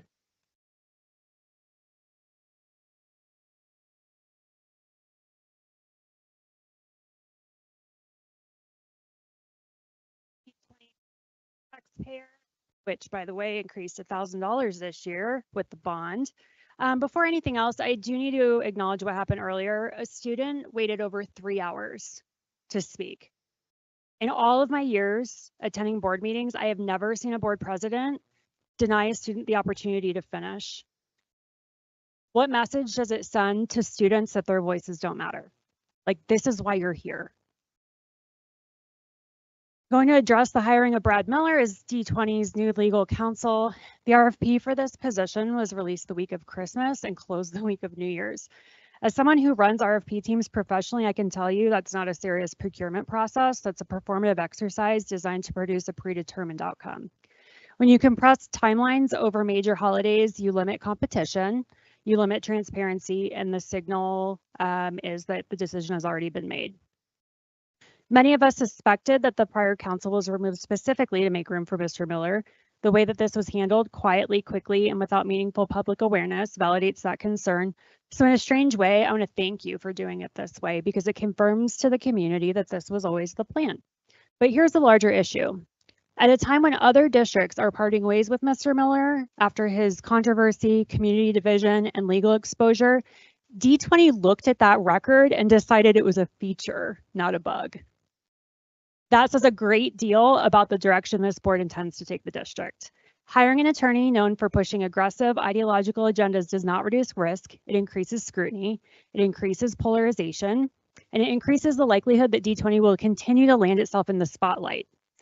If the goal was stability, trust, and academic focus, this was not the move. I would simply note that districts of this size, particularly when they engage counsel with a known track record, often find themselves on the radar of experienced civil rights attorneys. I suspect that will be true here as well.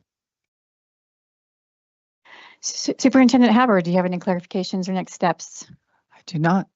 Was our business this evening focused on activities that promote and honor our mission statement, our belief statements, and our global end statement that reminds us that all students will have the knowledge, skills, and character necessary for a successful transition to the next level, and upon graduation will be fully prepared for success? Did the board hear information tonight that would require a review or revision of a policy? Director Waldrop. Yeah, maybe just take a look again at that book challenge policy. I think there are probably some nuances, things that might be able to tweak a little bit on that. Okay. Did the board hear information tonight that would require a new policy? Did the board hear information tonight that the board would like to include on a future agenda? All right, there are 27 people attending on the live stream. This meeting is adjourned.